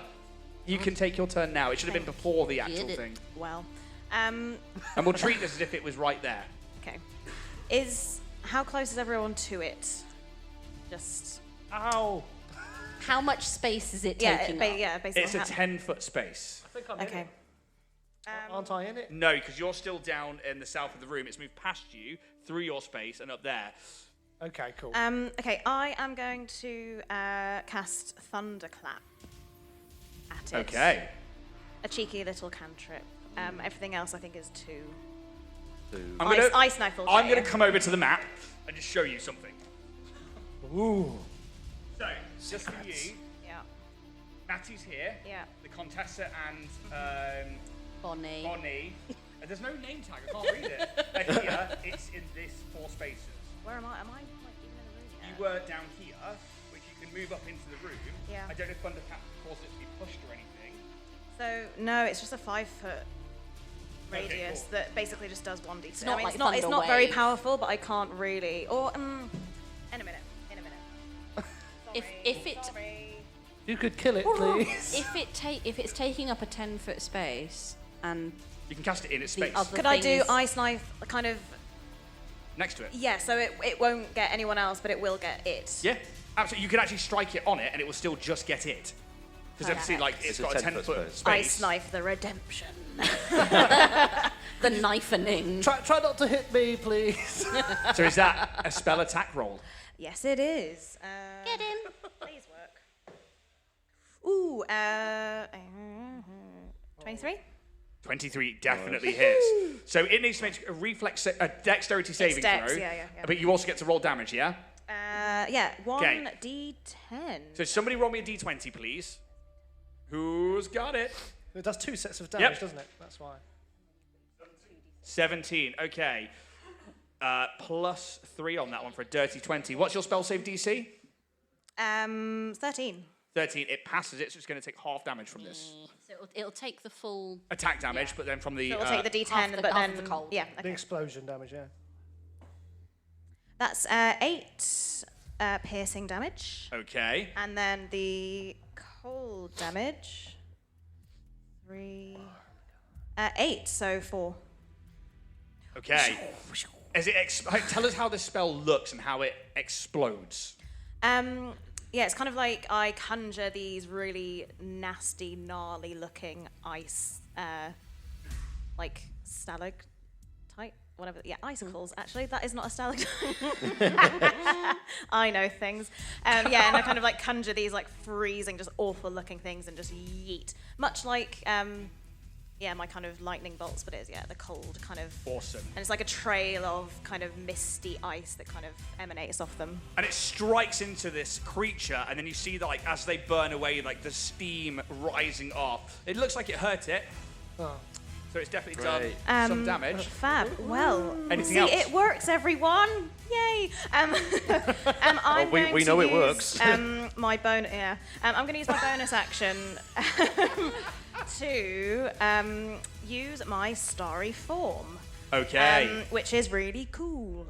So I can use my wild shape to transform into one of 3 thingies.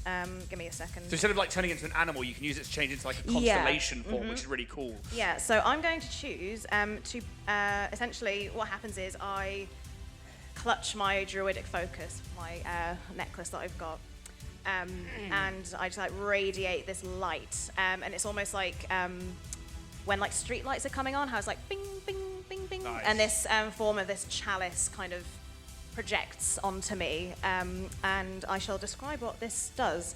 So whenever I cast a spell using a spell slot that restores hit points to a creature, you or another creature within 30 feet of you can regain hit points equal to 1d8 plus your wisdom modifier. Wow, that's really good. So I'm just prepping to heal everybody. That's very useful. You're welcome. I could do with that. Matthias, Yes. you are on fire. Okay. So you are going to take a d10. Yeah. What do I take? You take Oh.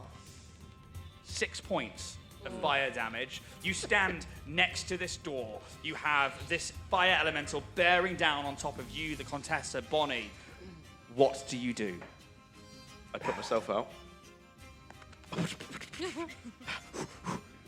I can make a 1 attack as a bonus action of unarmed strike. Without making an attack? Yeah, I was going to say, I thought Yep. you could make. I thought you Yes. had to make an attack with your action. If you do flow of blows, but you can make just 1 unarmed strike as a bonus action. Nice. That's really good. Yeah. So I'm still going to do that. I'm doing it now. Again, that must be another 2024 update, which is awesome. Giving the monk more versatility, like they needed it. A 9 plus a 6 is 15. Hits. Good. Good. You're not going to set on fire again when you touch it with your fist, are you? Don't give him ideas. All right. Jeez. 7 points of bludgeoning damage. 7 points of bludge, halved, I'm afraid. Bludge. Is it dead yet? Unless your attacks are counted as magical. I don't think so. Not Yeah. Not yet. Not yet. But got a while. Before you carry on, Blah blah blah blah.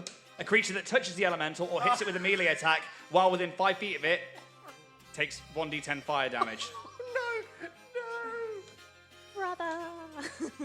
This could be it. Yeah. I'll take the title. I'll take Mathias it. of the Yeah. Flaming Fist. Ooh, Watch 6 out, ladies. points of fire damage. I'm still alive. Damn it. Just. I mean, Yeah. cool, bruh. Right. Oh no. The door that I'm next to. Yep. What kind of door is it? It is a metallic door. Okay, so it's just a solid. Can't see through it. Yeah, and it doesn't look as sooted or as grimy as everything else in this room. Can I just put my hand on it? Yep. Does it feel? It's warm, but it's like when you touch the doors on the way in. They're warm, but they're not boiling to the touch. They doesn't hurt you as soon as you touch it. Nothing engages when you put your hand on the door. Okay. All right. I think I'm probably going to stay where I am. I don't think there's any point in me moving because I'll just get hit. So, what else is in this room? Is there any like levers or switches? From what you Anything saw, like that? it's literally just soot. a study that has been Yeah. turned to soot. Okay. And yeah, this door and the door that you guys came through originally, and there's that other one which is in the southwest corner. All of those look in really good condition. Still have an action. Huh? Still have an action. You only used your bonus action to punch it. He I used used his my butt action to put myself out. himself Oh yeah, out, of course you did. So yeah. Okay, I'm going to try. I will move to the other side of the room. Okay. Yes, I know. I'm going to take an attack of opportunity. Are you trying to go through Bonnie and the Contessa space and then around it, or Around are you? it. Yeah, okay, you're not going through its space. It will take the attack of opportunity on you. Yep. It absolutely will. Could somebody roll me a d20, please? There we go. That's fine. 22. Yep. Okay, with its modifier of +3 on the roll, I don't need to roll damage. Right. Well, tell me how much damage you roll, Okay. please. It is very important. Okay. Yeah, keep going. Yeah. Yeah. Look at him over there. He's just like, oh yeah, it's fucking Rules. 9 points of fire 9 damage. points. I will spend my reaction to deflect attack. Okay. Lovely, So I lovely. get to roll 1d10 plus 8. So it's a 10. Yeah. So 18 points is deflected, and I'm not hit. So I get to move away. Amazing. That's real cool. Does that damage get pushed onto the creature? I can't make it attack itself. That's I a don't shame. think. Yeah. Stop hitting yourself. It has to, It's a shame, that'd be good. I'm telling Mom. Anything else? actually, it does say a creature I can see within 60 foot. That's all it says. Wait, So- you can direct it Yeah. back. But it has to make a DC 12 dexterity saving throw. If it makes it, it doesn't get hit. But I mean, You do get to read if I tell you it's immune to fire and its own attack is fire, I think that it doesn't matter making this roll. that is rude. What if it's the Oh, power just the of fire going- elemental. It's like, ah! I'll carry on moving then. Yeah. And yeah. So- Amazing. NomNii, you are up. I'd like to burn to death, please. No. That's going to happen in a minute. I will attack it. I am raging. So I get +2 damage if I hit it. And that 20. Oh, this could be big. That's good. So, you take your damage roll, you max it out, add your modifiers, roll again, add modifiers. That's 13, 14, 15, 16, 17, 18, 19, 20, 22 damage. It's not magical. Slashing though, isn't it? Yeah. It is, it's a flail, so It's a flail. it is bludgeoning. Bludgeoning. Still halved. Yes. It's a heavy hit. Oh, and +2 damage from my rage. And +2 damage, which is halved to... Oh, rage damage isn't halved, actually. Because it's classed as something Yeah, different. you take my full 2 points of damage. That's right. You do, however, striking it for the first time. Oh, I'm already on fire. Oh, thank you for reminding me. Yeah, you take some damage. Don't you? Yeah. What's a bit of fire damage? What's up? The first one is 10 points of fire damage. Oh, what? Another 10. The second one, Because I hit it, right? because you hit it, Well, I didn't hit it with my skin. 1 point of You hit fire it with damage. a flail. Not, Well, I am not on 1 Doesn't health. matter. It's any a melee. creature that makes a melee attack against it or touches it. I have 1 bullshit, HP man. left. Yay! I'm on 2. Yay! Woo! NomNii, are you staying in melee next to it? Why not? There's no point in moving, is there? Bonnie Blackhelm. You are currently next to the creature. You can see that flanking it on the other side is now NomNii. Cool. I also have advantage on this attack. Oh yes. I mean, I could get a lot of advantage on this already because I'm mounted. It's vexed. I mean, it doesn't it's stack. flanked. It could. It doesn't. I'm gonna. I mean, can Tessa put herself out as a bonus action? No, because it's an action. You spend your bonus action to command them to do an action. Gotcha. I'm gonna. Cool. We're gonna remain on fire, and I'm gonna whack it. Are you using your sword, or are you using your new longbow and magical arrows? I am up close though, aren't I? I'd have to move away, wouldn't I, to get. It doesn't have its range. reaction. And you have got acid Oh arrows. yeah, no. In that case, yeah, I'll move away, and I will use my lovely new bow and my lovely new arrow. Okay. So advantage. Okay, I'm going to take the 14 instead of the 5. 14, 15, 16, 17, 18, 19, 21, 22 to hit. Hits. That's going to be 7, 8, 9, 10, 11, 12, 13 points of damage. And you get to add a d6 of acid damage if you're using one of those arrows. I am indeed, and I will indeed. 2 points of acid damage. All of that goes through, and this creature's essence begins to diminish slightly. You see that parts of the fire become more... I think of the right word here. When you have too much air running through a fire and it looks like it's building up, but then it's starting to spit out in different areas. Yeah, it's becoming more effervescent, I would say. I Good like word. that. Right. Inspiration. It's definitely hurt. And then I think I have one in my inventory. Do I do it now? Yeah, I want to keep myself going, so I'm gonna down a potion of healing for myself. Roll it up. 1, 2, 3, 4, 5, 7 points of healing for Bonnie. Okay. Arabella. Yes. Ice Do I- Knife Bonnie. Or Matty. Yeah. If I want to get over to those guys, will I be in for an attack of opportunity from the... No, because it's currently on the other side of the room. Oh, and okay, Matty fab. Yeah. and both... Because you ran back, didn't you? Yeah, they're on Okay, this cool. side of the room now, so you can actually get to behind them and not Yeah. be engaged with the creature. Amazing. We're Okay, just like, cool. Who's lowest? Is it NomNii? That would be Yeah, me. I'm on cool. 1 hit point. Don't worry, Matty's on 2.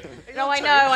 Okay, I'm going to run up to NomNii and cast Cure Wounds. Does that put the fire out? No, great. Okay. It's something though. It's I very... just little finger, like, Cure Wounds. So that is... you get 2d8 plus 3. Do you want to roll it up? Yes. If you could roll 8, please. That'd be No, nice. that's my 10.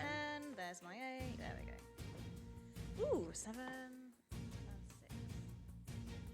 13. Thank you. Plus, Is it a what- jack? what- plus 3. We need Plus three. maths, man. So 16. Maths boy. 16 Yes. points? 16 Oh, total. yeah. How does it look when you He strikes again. cast healing magic? Again, because I'm really trying not to catch on fire myself here. So I'm very much, it's that kind of radiant energy that's kind of coming through. Very Sabrina the Teenage Witch with the little finger, just like, bing. And as I'm doing that, because I have my Chalos, I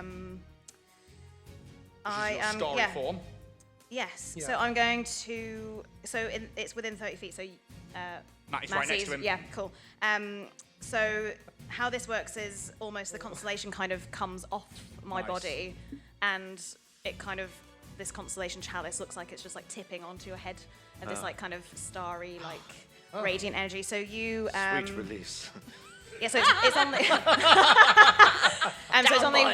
it's only 1d8 plus One- that's fine. 3. So Better than Ooh, and that's an 8. So 11. Thank Be you very Nice. much. That was a lot of healing. Are you the only person who's not been on fire? Yeah. Okay. Don't worry about it. So You're right about for Sam. I don't think Thank you. I think that will be me, you and very I think much. I might That was very much needed. back.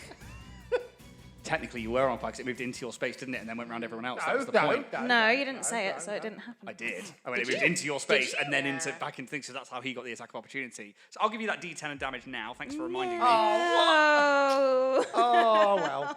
Oh my god, it's 9 points of damage. Oh, come on. You can have inspiration for reminding me. Oh, thanks. Because it was detrimental to Fair the enough. party. Was it worth? This is revenge, isn't it, Yeah. for Uncle? Yeah, I think that's fair enough. I haven't got an fair ice call. knife to throw at you, but it's fine. Anything else from Arabella? I can't bonus action to take a potion, can I? You can. You can Can I bonus do action to that? down a potion. That is both what used to be our homebrew 5e rules, but also now is in 2024 Because bonus it action. makes sense. Yeah. So much better. Yeah, if you've got a potion. Yeah, you I've can, got potion of healing, so. Down it. We Down like to drink it, with down Arabella because Arabella is our mate. Don't pressure me. Chug, chug, chug, chug. Chug, chug, chug. So it's 2d4 plus 2. Ooh. It's not in the tray. You. That look you gave him. An asshole. Well, it's better. So Good. You know what? See? You know what? So that was 6. So that is 8. 8 points of for healing me. for Arabella. Oh, that was my plus 2. Yeah. Maths. I'm not good at it. No, because you're I was an literacy English girl. teacher. I don't need I maths. don't need maths. Okay. Anything else from yourself? I don't know if I should take a step back or not, but I might like take a 5-foot step back. Right It's already lost its reaction. You can take a step back. Yeah, I'm just gonna do that just because. Okay. Why not? You watch as the fire and it starts to grow and grow and grow and it just explodes. I need a dexterity saving throw Brilliant. from everybody. Everyone? please. Yeah. Everybody in the room. I feel like you guys would have been dead. Oh, this is so Oh, stressful. I got a nat 1. Oh, Fail. now that is not good. Is it? Sorry, for a total of That would be 3. fail. Yeah. Bonnie got a 18 and the Contessa got a 16. Both pass. I got 14. Fail. Great. Pass. Those who passed are going to take half damage. Those who failed are going to take the full whack. Do you want to know something really sexy, Ian? You're a monk. Always. Titties. If your mount is subjected to an effect that allows it to make a dexterity saving throw, in which case it would only take half damage, it instead takes no damage. Lovely. Well, this is a lot. Good. Oh, but it's bad rolls. Oh. 3d10. 3, 3, 1. You take those who pass take 3 points of fire damage. Those who failed are taking 7 points of fire damage as the creature explodes in a big ball of fire. And you watch as the embers in the room begin to settle. Those embers don't go out though. You watch as they slowly begin to just float towards the center of the room. No. But you are out of initiative for now. How many points of damage did we take? 3 for you. If you passed it, 3. If you failed, 7. Great. 7. Should we open that door? Yes, I think we should. I'm going to put myself out. Is the teapot in here, though? So We should probably put ourselves out before we have a conversation. quite a smart move. So Everyone. everyone's spending an action to put. Pat yourself down. Okay. And as you pat yourself down, you're watching those embers float to the center of the room. Let's get that door open. Yeah, open the door. Around the corner. The northern door, yeah? Yeah, that's the one. Okay, this warm, almost immaculate still metal door. You grab the handle, you turn it, and we'll take a quick break. Oh, you bastard. We're going to take a 5-10 minute break. We're going to grab a drink, and then we'll be back to finish off whatever's happening here. Let's grab some water and put the flames out.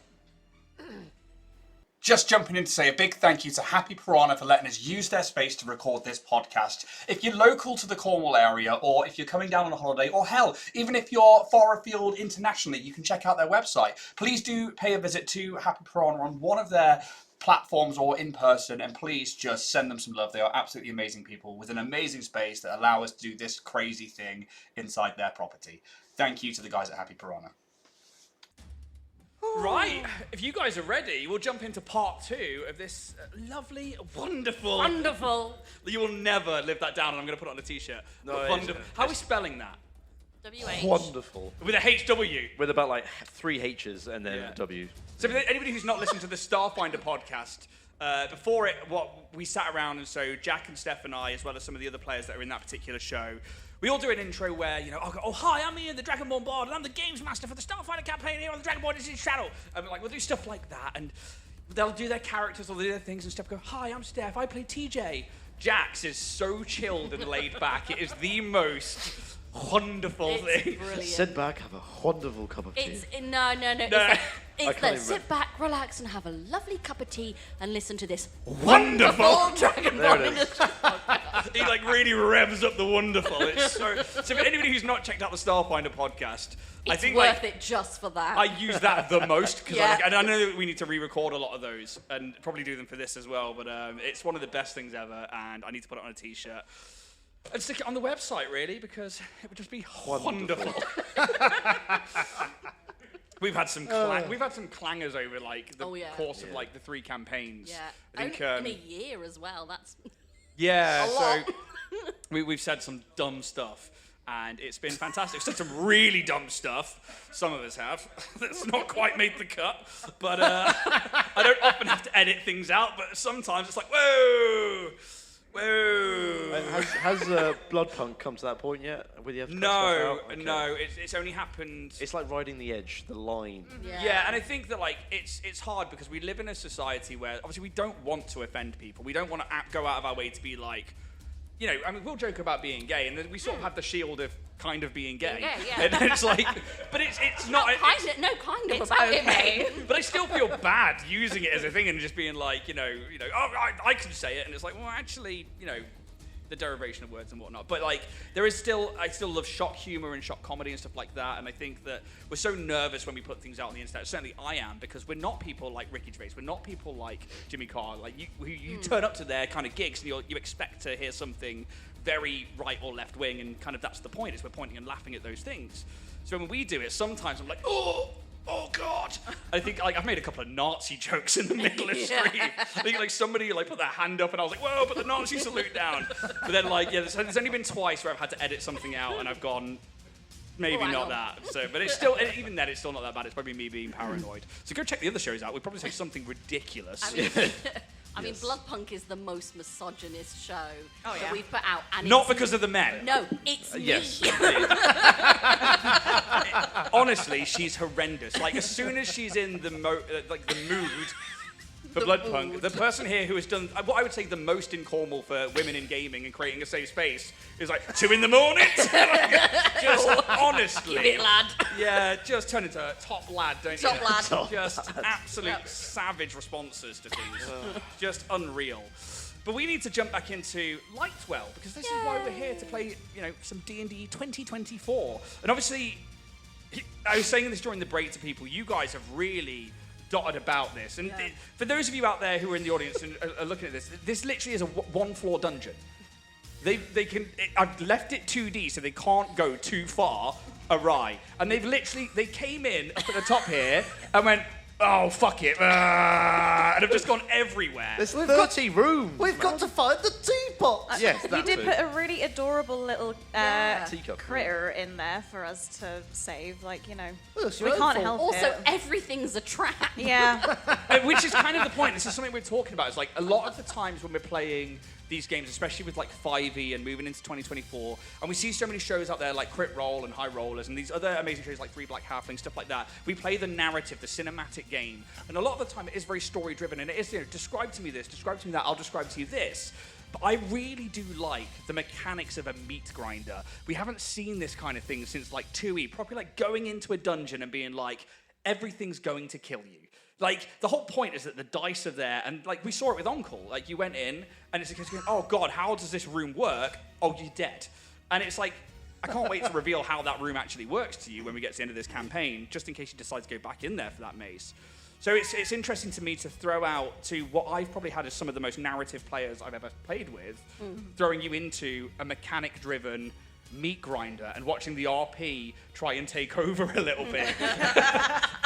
And so that for me is very interesting, but I'm certainly enjoying it, and hopefully everybody else is. And if not, it doesn't matter. I'm having fun. Yeah, it's not it, my train set. I just want to get this teapot Well, Maybe we will. and go to the funny shaped rooms. I believe it's Bonnie who opened the door. Was it Bonnie? It might be me. Was it I Matty? think I it was think me. it was Matty. Yeah, it was, yeah. Matty's the doorman. Matty the doorman. Matty the doorman. Doormat. You're not coming in. How did you not get to that joke? Doormat, Matty. Oh, don't let her walk all over you, mate. He's gone downhill, hasn't he? Matty the flaming fists. Matty Matty the doormat. In this soot-filled room, this elemental explodes itself trying to deal mass damage to everybody and just fails spectacularly. Thanks, dice rolls. And you take this moment to check the door, to go through it, and you do. You put yourselves all out, and the door opens. It's not locked, it's not trapped. And God, they look good, don't they? Nice. Justin coming over with Good food. choice. It's for me. Again, nearly cried earlier with the food. Unreal, so good. And Being on fire makes you hungry. you enter into Pray tell. an old library, and it's thick with dust, as well as a smell of damp paper and mold, but also something rotten, but it's like sweet in the air. Very different to the burning room before and the kitchen with the turning meat. This is very sweet in the air. As you enter, candles around the room begin to self-light, and you see that they're not tethered to a candelabra or stick, but float silently. And this becomes more apparent as you all move into the room, they begin to move over to your group, and around 3 candles each begin to orbit you, providing you with about 15 foot of dim light. Interesting. Well, hello. They're circling around all of us. Yep, each one of you get 3 candles. I think NomNii's going to absolutely freak out. He's had enough of fire. And he's like, oh my God! And he tries to knock all these things away from him. I'm not even going to make a check. You hit them, and they bat away, and they just slowly, like they're on a string, just like gently come back in and bob around. He's just like, oh my god, he goes into his shell. Boop.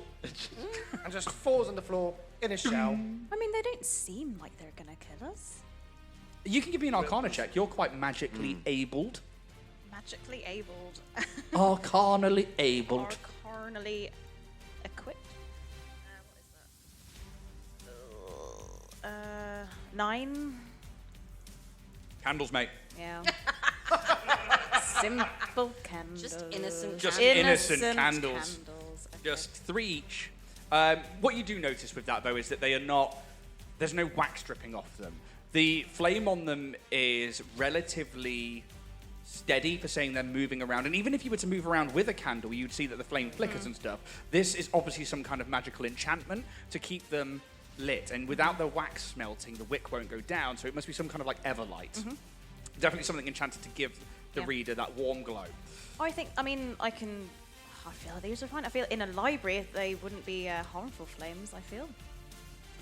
Sort of like LEDs. What's an LED? Limited electromagnetic damage. Light emitting dunamis. Very niche joke there. In the center of this candlelit room, on a rug, a small pile has been created of a mix of things that you can't quite see from the doorway. Is there a teapot? Give me a perception check. NomNii. I'm not coming out. These candles are not fighting us. Just. At 10? I promise. Average? You don't see a teapot. Do I see anything else? The room is a decent size, and there are like 2 tiers of bookshelves and those kind of ladders that slide around, that kind of like the perfect. Yeah. Anybody who's into books loves a sliding ladder. Hell yeah. Go hand in hand together. But there's a couple of tables, a couple of desks, nothing extraordinary. A couple of the bookcases are coming out from the wall, so there are like hidden areas, but they're not like secret areas. They're just little alcoves and cubbies that you could go around. But from your position in the doorway, you don't see or hear anything. Is the pile just kind of a jumble of things? Like there's no... Did you say that there was like something covering it, or... So it's on the rug, and it seems like it's on the rug. Okay, got you. Yeah, in the center of the room, Okay. and it seems to be like a mixed match of things that you can see. It doesn't seem like, boxes or stacked things like that. It does seem like an odd shape.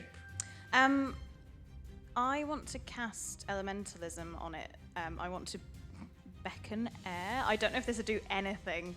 It says you create a breeze strong enough to ripple cloth, stir dust, rustling, but it can close open doors and shutters. So I feel like if it can close a door, it can rustle something on the floor.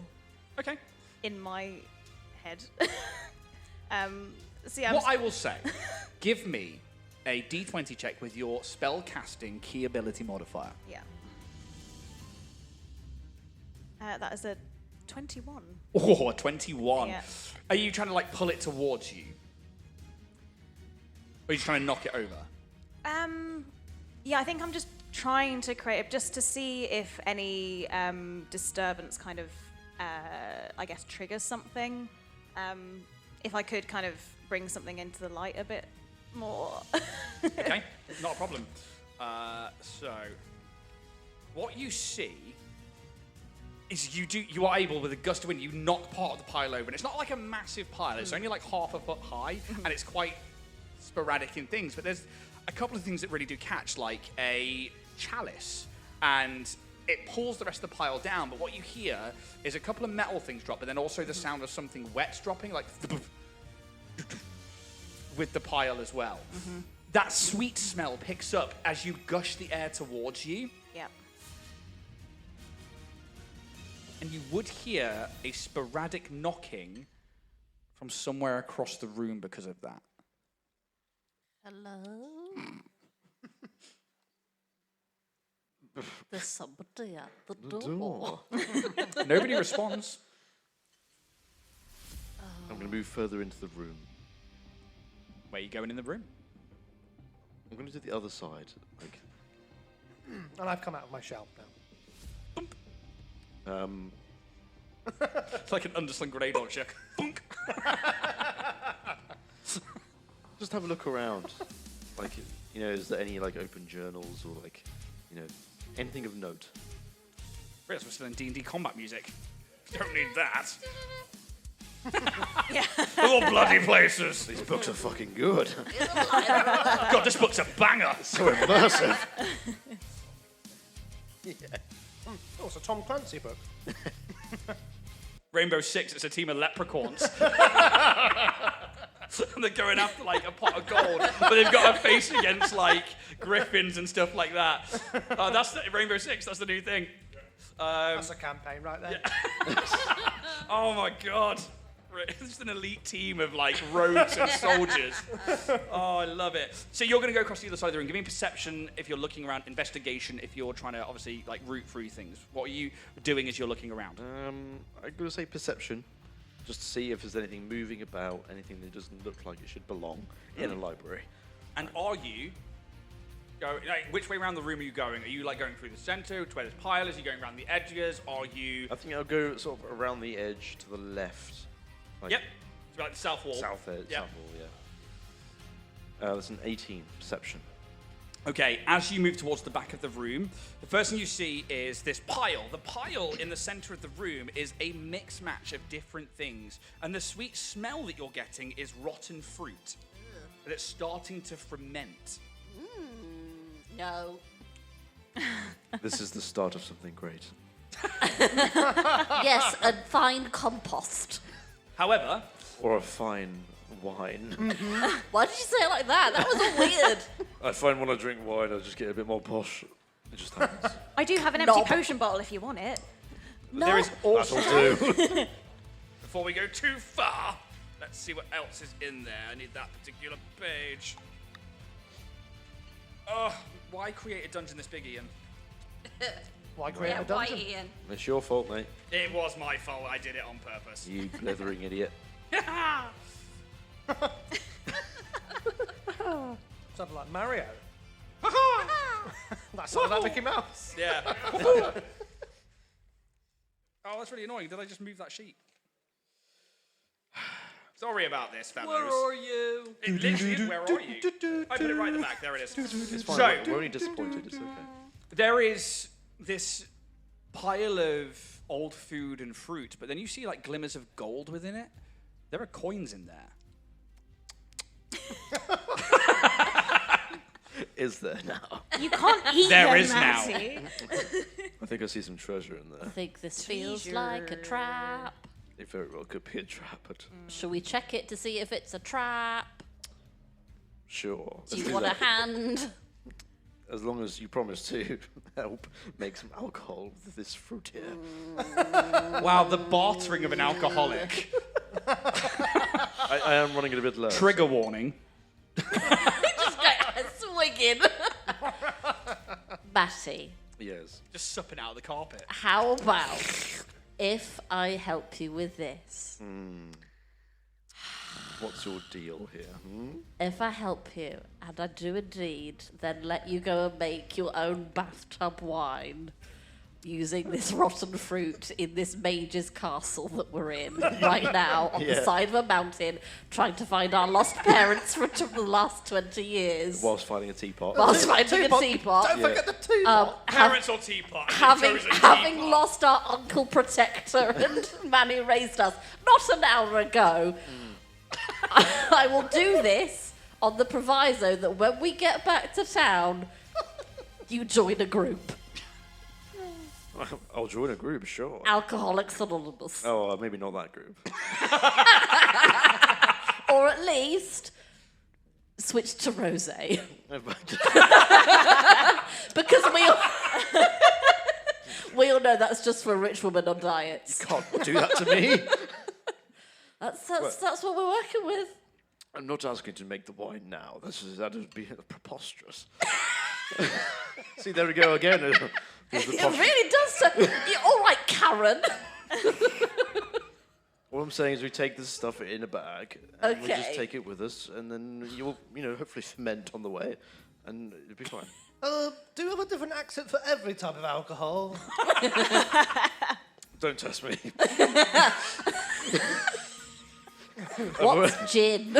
I'm an ale guy and a wine guy. He's an ale guy. He's a wine guy. He's a sours guy. He's a chaps guy. Right, Matty, fine, but Yes. there's got to be some progress. But I like it. I know you like it. Okay. They do really good alcohol-free stuff these days. Can't even tell the It's just so difference. bland. Is it bland or is it just numbing everything? Well, there's a close line. There's a thin line in between. But fine, I will Anyway, help you yes. do this. Okay. I will investigate to see if there's any traps. Make the investigation check, please. If you're helping, you can do Yeah. it with advantage. 13. 13. Seems clear, buddy. Alrighty. Putting You that go, rotten fruit buddy. in a bag. Okay, so you move onto the carpet and up to the pile of rotten Yeah, fruit and start coins. picking some stuff and putting Okay, so you start picking up the fruit, which is things like plums and apples, and you can tell that they're like at the point where they're past soggy and like gently touching them starts to break the skin. You then see about 40 GP's worth of gold coins smattered, and it's not like they've been placed in each one, it is just thrown into the pile. It's not the only thing that's there. You see that there is a scrolled up piece of paper, a book that looks, even though it's got this fruit excrement on it. Fruit poop. And but the book looks relatively Scroll on the book. relatively good and intact, and a deck of cards. No. Oh, no, That no, glow no. ever so slightly. They are made of vellum, and there is a small binder on them made of cloth that says, "I just need to get it right." Please tell me. It's what I think it is. I'd like 3 cards, please.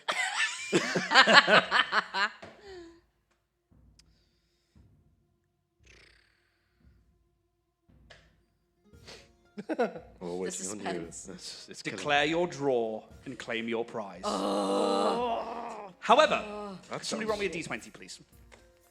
Yeah, right over there. They beat you to it. Right, yeah. 6. 6. Perfect. As you are like, you guys like hone in on this stuff, you just hear of something picking up speed. You turn around and you see. I have to scroll back to the top of the page. It's a mouse in a very fine hat. Is it a walking teapot? An ornate teapot. Clearly smashed at some point and repaired with gold in a kintsugi style. Thank But the gold fuck. seems to also bind to its legs and arms. The legs, spindly, too long and weak to hold the teapot up properly, come out from the center bottom of this teapot like a human's legs, while one of its arms could be made of part gold, part porcelain. That's where the handle connects to the body, and the other is higher up on the opposite side, coming from the aperture of the spout. It teeters about with its bulbous body like a drunkard trying to find their way to bed. It carries a single coin in its hand that's coming out of the spout. And even this looks like it will unbalance the creature's movement, but it begins to charge towards you. And it makes the attack roll. Okay. It rolled a 6, Yeah.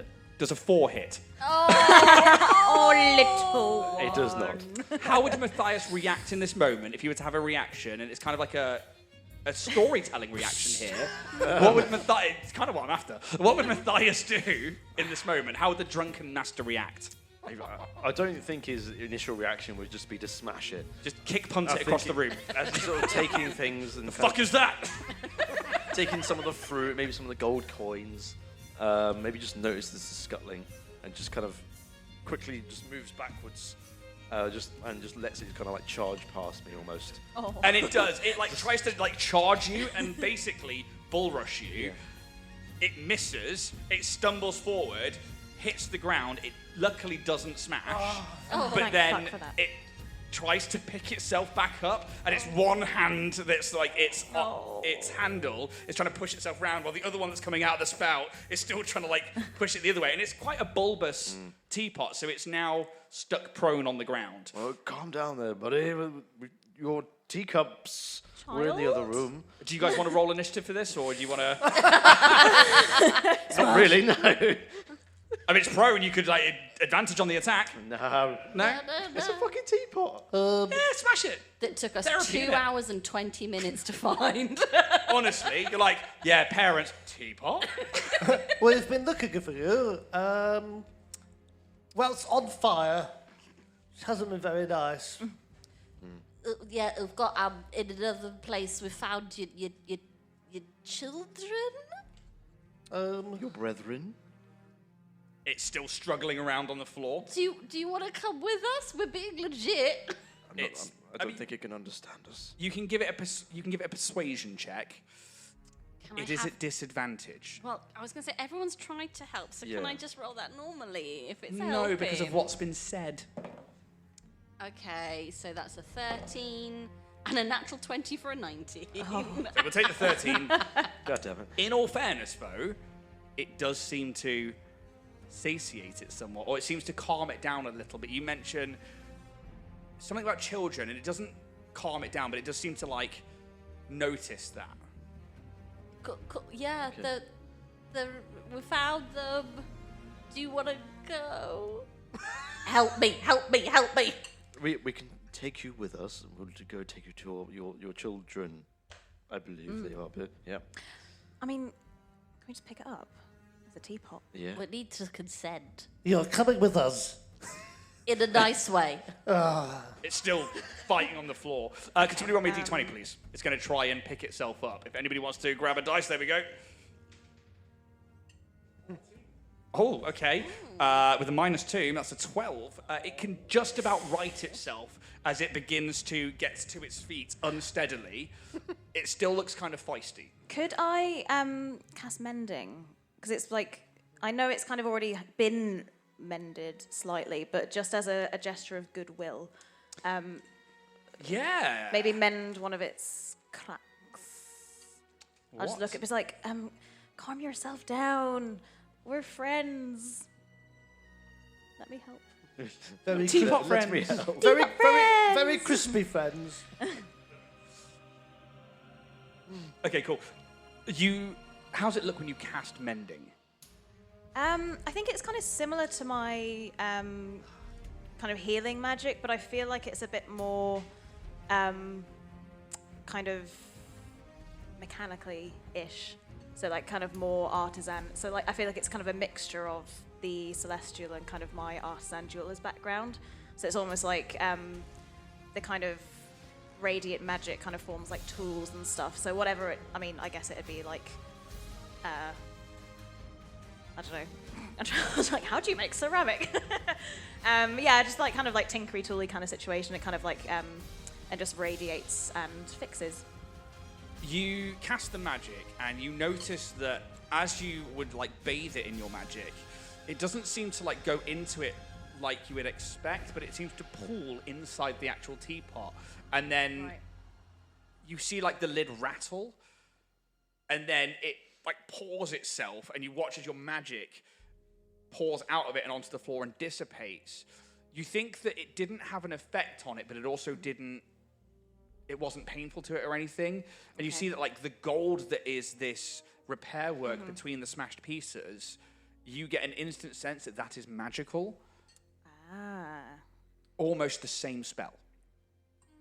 But it's like constantly active. Oh, okay. Oh, that's cool. Oh, well, I assume you didn't need that then. And it shakes. Oh, well, I mean, we can't do anything else for you, but do you want to hop in our bag? Do you want to ride on my horse? Or on the horse? What teapot doesn't want to ride a Shetland pony? Oh. See, it shakes, and you get this kind of like no vibe from it. Okay. It still doesn't seem like you've fully got through to it. I'd like to pick it up, please. It will try and resist. Could I have a D20, please? Gonna go for it. 19. Okay, so you're gonna have to attempt to grapple it. What? You rolled a 19. It's going to use acrobatics to try and get out of this. It's a -4. So that's a 15. What am I rolling? You're rolling athletics to try and grab it. Oh, okay. What did it get again? 15. Oh, 7, 8, 9, 10, 11, 12. Okay, you go to like grab it with your big turtle hands, I guess, and these like long fingernails. Yeah. And it just, you maybe just get the tips of them to it and feel like the smooth ceramic, and then it just like shakes it off and it starts running to the other side of the room. We're goodness sake. not trying to mess you up, dude. Like, seriously, there was this teacup, and it looked like... As soon as you say teacup, it stops, it springs up, and it runs back towards you. Yeah. And it like really eagerly, like it's almost like a child trying to jump up at you. I pick it up. It allows you to pick it up. Believe it or not, the key word is teacup. It's like that pedantic. We were You're trying like to children, and humanize, it's like, I might give you Yeah. this, I don't know. But like you say teacup, and its demeanor changes in a moment. Like this magical essence has this keyword over this homunculus, and it begins to, allow you to pick it up and manipulate it. You also notice that, it was trying to like grab for these coins and stuff that you guys are picking up, but it then also stops doing that as soon as you mention teacup. Amazing. So you'll come with us. We should probably stop by the hot god room and get the teapot to just- make an yeah. offering. Teapot, do you have anything magical about you that you don't mind giving away? I'm just taking it as pile, by the way. Yeah, I mean, you can take everything that I mentioned there. I mean, you take the deck of many things. Well, I will. We've got a scroll here, there's a book here. Ooh, The scroll is a level 1 witch bolt. I will just tell you that now. Ooh. Could use that. I can't. Oh no, there's the magical offering. Does the scroll count? Scroll counts, I gave one. Why not? We don't need witch ball. 40 GP, and the book is a manual of golems. Oh, Cool. Ooh, would that help in the end? Yeah. Ooh. And you pick up the deck of many things. Well, Mathias doesn't know anything about that. Gain your prize. Pulls one. You pull one. You can roll me a D100. Matthias doesn't know shit about this. Yeah, let's roll the big ball. This is really exciting and terrifying. It's gonna roll out of that. 71. You're Like having bingo. fun at 71. It is 71. This is what we mean about Jack's delivery of stuff. It's so left field. You pull the card, and it has a big skull on it. Oh, that's great, that, isn't it? But nothing happens. That's not much And surprise, is it? You think about the binding on it. Declare your draw and claim your prize. Skull. Nothing happens. Does it have any words on it whatsoever? No. Show it around the room, just declaring this. You show the room a card. Is this your card? It's just like, I got this. Anyone know what this That means? looks not very friendly, Matty. I'm not gonna lie. No, it doesn't look good. No. It could be deceiving with tarot cards. Sometimes they're not always bad. I mean, have a look at it. Yes, very good. Exactly. Do you mind if I have a go? These are a bit shit, aren't they? I mean, would you mind if I have a go? Well, You see the binding, declare your draw, claim your prize. I'll try 3. You draw 3 cards, and instantly you begin to see the magic take effect. Would you like to roll a D100, please? Yes. The first one is 56. That was very close to being a 1. Ooh. So the first card you pull is the Rogue. Ooh, interesting. The second one's 69. Nice. Nice. Before you roll again, just let me catch up with the notes, because this has to be is a done. lot. I didn't think you would just go straight for it. Okay, here we go. I'm just playing my character, man. That's all I'm doing. Rogue. Second one was 69, did you say? Nice. Yes. Okay. The second card you pull is a skull. Fuck me. Immediately, Oh, okay. before you draw your next card, We've got some shit. I'm already nearly burned to death. Oh We're my just god. in a corner, like. you watch Teapot Yeah, on a just like, horse. yeah, just as a rip in the very essence of the material plane or just time itself, and you see like a blade, a curved hook of a scythe pulling open reality as an avatar of death makes its way into the room. I need you to roll initiative for me, please. Is that everyone? Is that just normal? You can Is all that- roll initiative. Okay. Okay. Oh, shit. 69 isn't as fun as I thought it would be. This isn't a blowjob. Jesus. Oh, Oh, great roll. Fantastic roll. More like fellation, no. I think I'm going last again. Thank you, Dave. NomNii, what did you roll? I rolled a total of 5. Excellent. Can somebody roll me a d20, please? This is a big one. Oh, am I going to die again? 6. Oh. The Avatar of Death. I am going to have you guys roll. So, Arabella, My initiative. 10. 10. Bonnie Blackhelm, 9. 9. Matthias, 14. 14. Okay. So, I should have Oh, healed dear. before this. oh, it just deleted them. 10. Bonnie was 9 and Matthias was 14, yes? Yep. I'll just have to get another character ready, shall I? Okay, so you watch as this hooded figure floats into the plane of existence that you are on. The scene behind it is that of an endless river of souls. It floats in. Its face is just a black void. And it just looks towards NomNii. Hello. Hello. And you see, like, the rest of you see it looks like it's like rearing its scythe towards NomNii.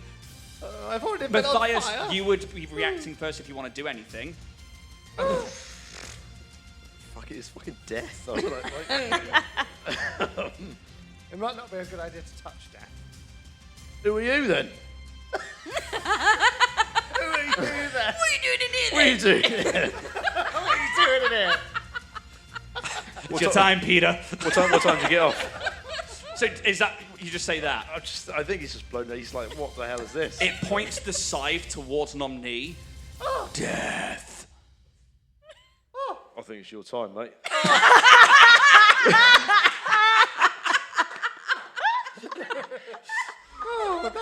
Are you just holding an action or anything? Or are you just gonna... He doesn't know what he's doing. Arabella. You see this avatar of death enter the room through a rip in space and just point its scythe towards NomNii. Yeah. As Matthias declares, I think it's your time, mate. No. I was going to see if I could do guidance. This is your call. Yeah. Banish it, banish it. I'm just going to go up to NomNii and, again, with my finger, just... I think you need all the help you can get here, my friend. And I'm going to cast guidance. So that gives... so I choose a skill, and until the spell ends, you add 1d4 to any ability check. Thank So you. maybe I mean, you make your choice. I don't like whatever you feel is most fitting to this situation. Thanks. And then I'm gonna Good luck, I'm gonna just very slowly back away from death. Bonnie, as like you see these guys like, you fucked it, mate, and like you're gonna need all the help you can get. You see this avatar moving towards NomNii. What would Bonnie and the Countessa do? I mean, the Countessa Would is... attack. Obviously. No, Would attack the avatar of death. no.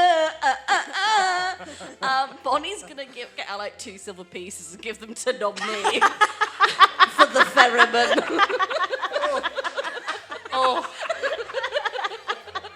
Goodbye, my friends. Goodbye, my lover. It was nice knowing you for this past half an hour. Oh, dear. It really has been half an hour. This is not NomNii's day, is it? At least you got closure on the teapot. I'm such a fire that I'm going to die. I'll tell you what. What if we... Okay, as you start talking, it moves in. So the Avatar of Death silently moves towards its target. Oh, shit. Oh, God, here we go. What is your proficiency bonus? It's still... It's probably just It's 3. 3. Yeah. Okay, so it makes a number of attacks equal to half the summoner's proficiency bonus. Rounded down, that's 1. So you make Yay. 1 reaving scythe attack towards you. I need a D20, please. 15. They were ready. They were You were ready to hot throw on that roll. Amy was like, oh, there. Yeah. Kill him now. Although this is weird, melee attack roll, automatic hit. Get the tombstone.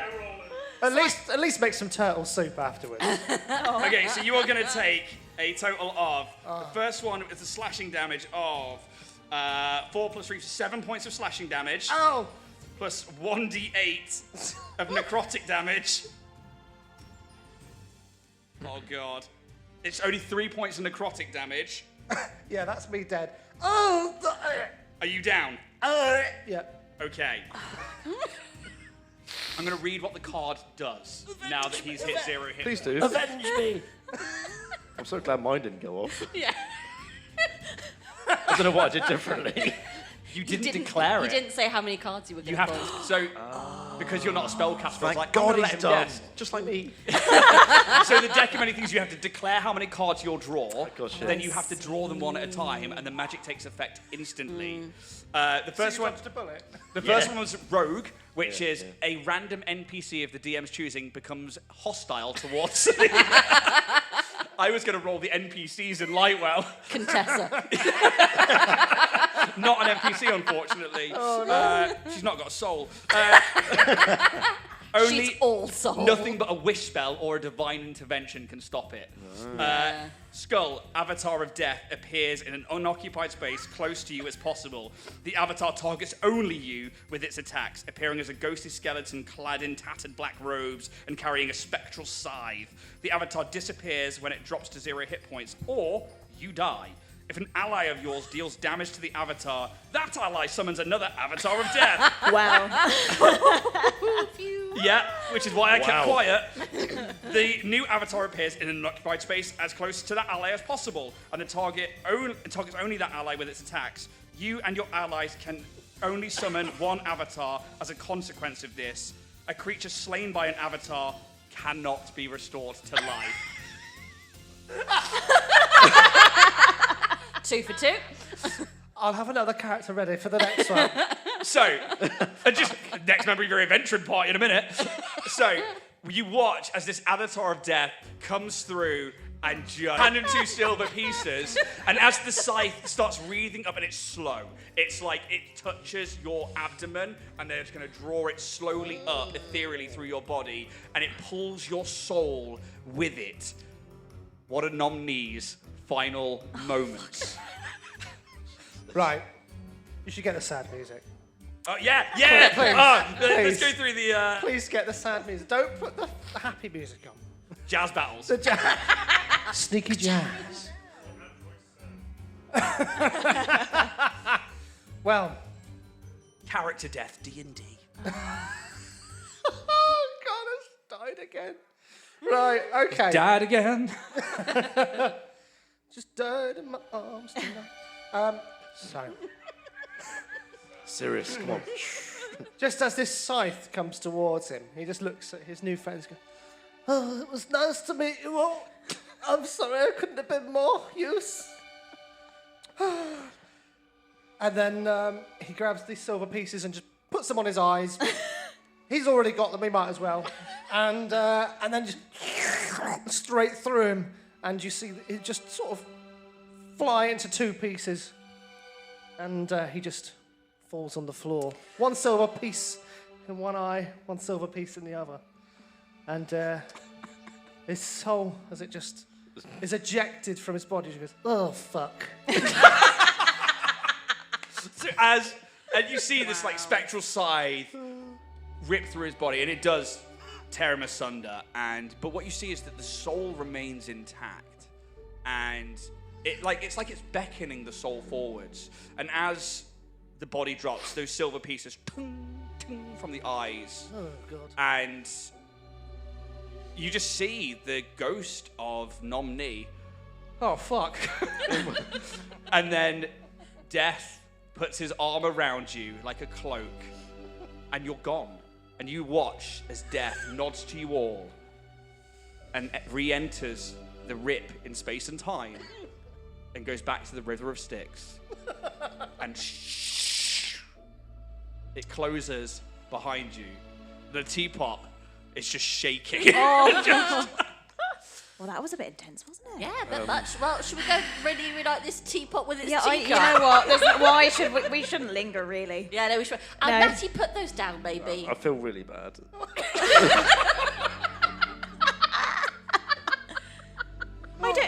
You shouldn't feel bad. He made his own It should have decisions. been me. Oh, Matty! I pulled the card.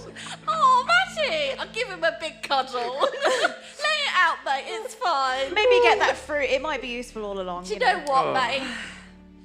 Have a drink. Yeah. You just hear an echo from the ether. Don't blame yourself. It's quite nice here. Don't hate the player, hate the game. I will put the deck back in its pouch. You're not going to draw a card? Fuck no. Not after that. Where should we hide this? I could set fire to it. Oh, you don't think that's going to do No, anything? I don't know if that's. Maybe we just put it. I don't know, in a corner or something. In a bookshelf, in a book, behind That a is book. so hidden. Put it in a timeout. On the naughty Bad step. deck. Naughty step of the deck. Naughty step for the deck of many things. Oh my Oh god. my god, the deck of many things needs to go on Super Nanny. Unacceptable. You've killed a turtle. Unacceptable behaviour. Out of interest, what was the last card that you pulled? I don't know. I never got a roll. Let's have a look. It would have been 63. 6 It's and the same 3. one. 63. Oh my god. Bingo! I just want to double check. Oh, what is it? Death. Can't kill me twice.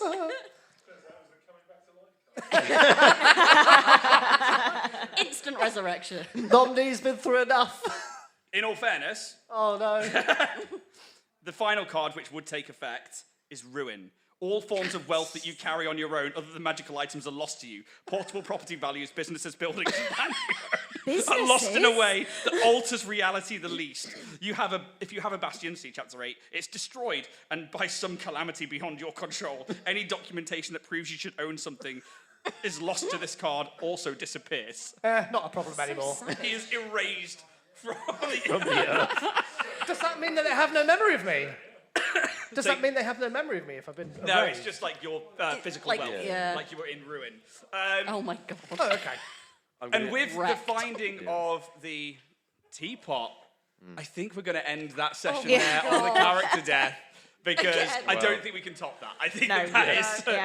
that is what we've got. Thank you so much, everybody who's been here tonight. Thank you all. It's been really fun. I wasn't expecting another character death.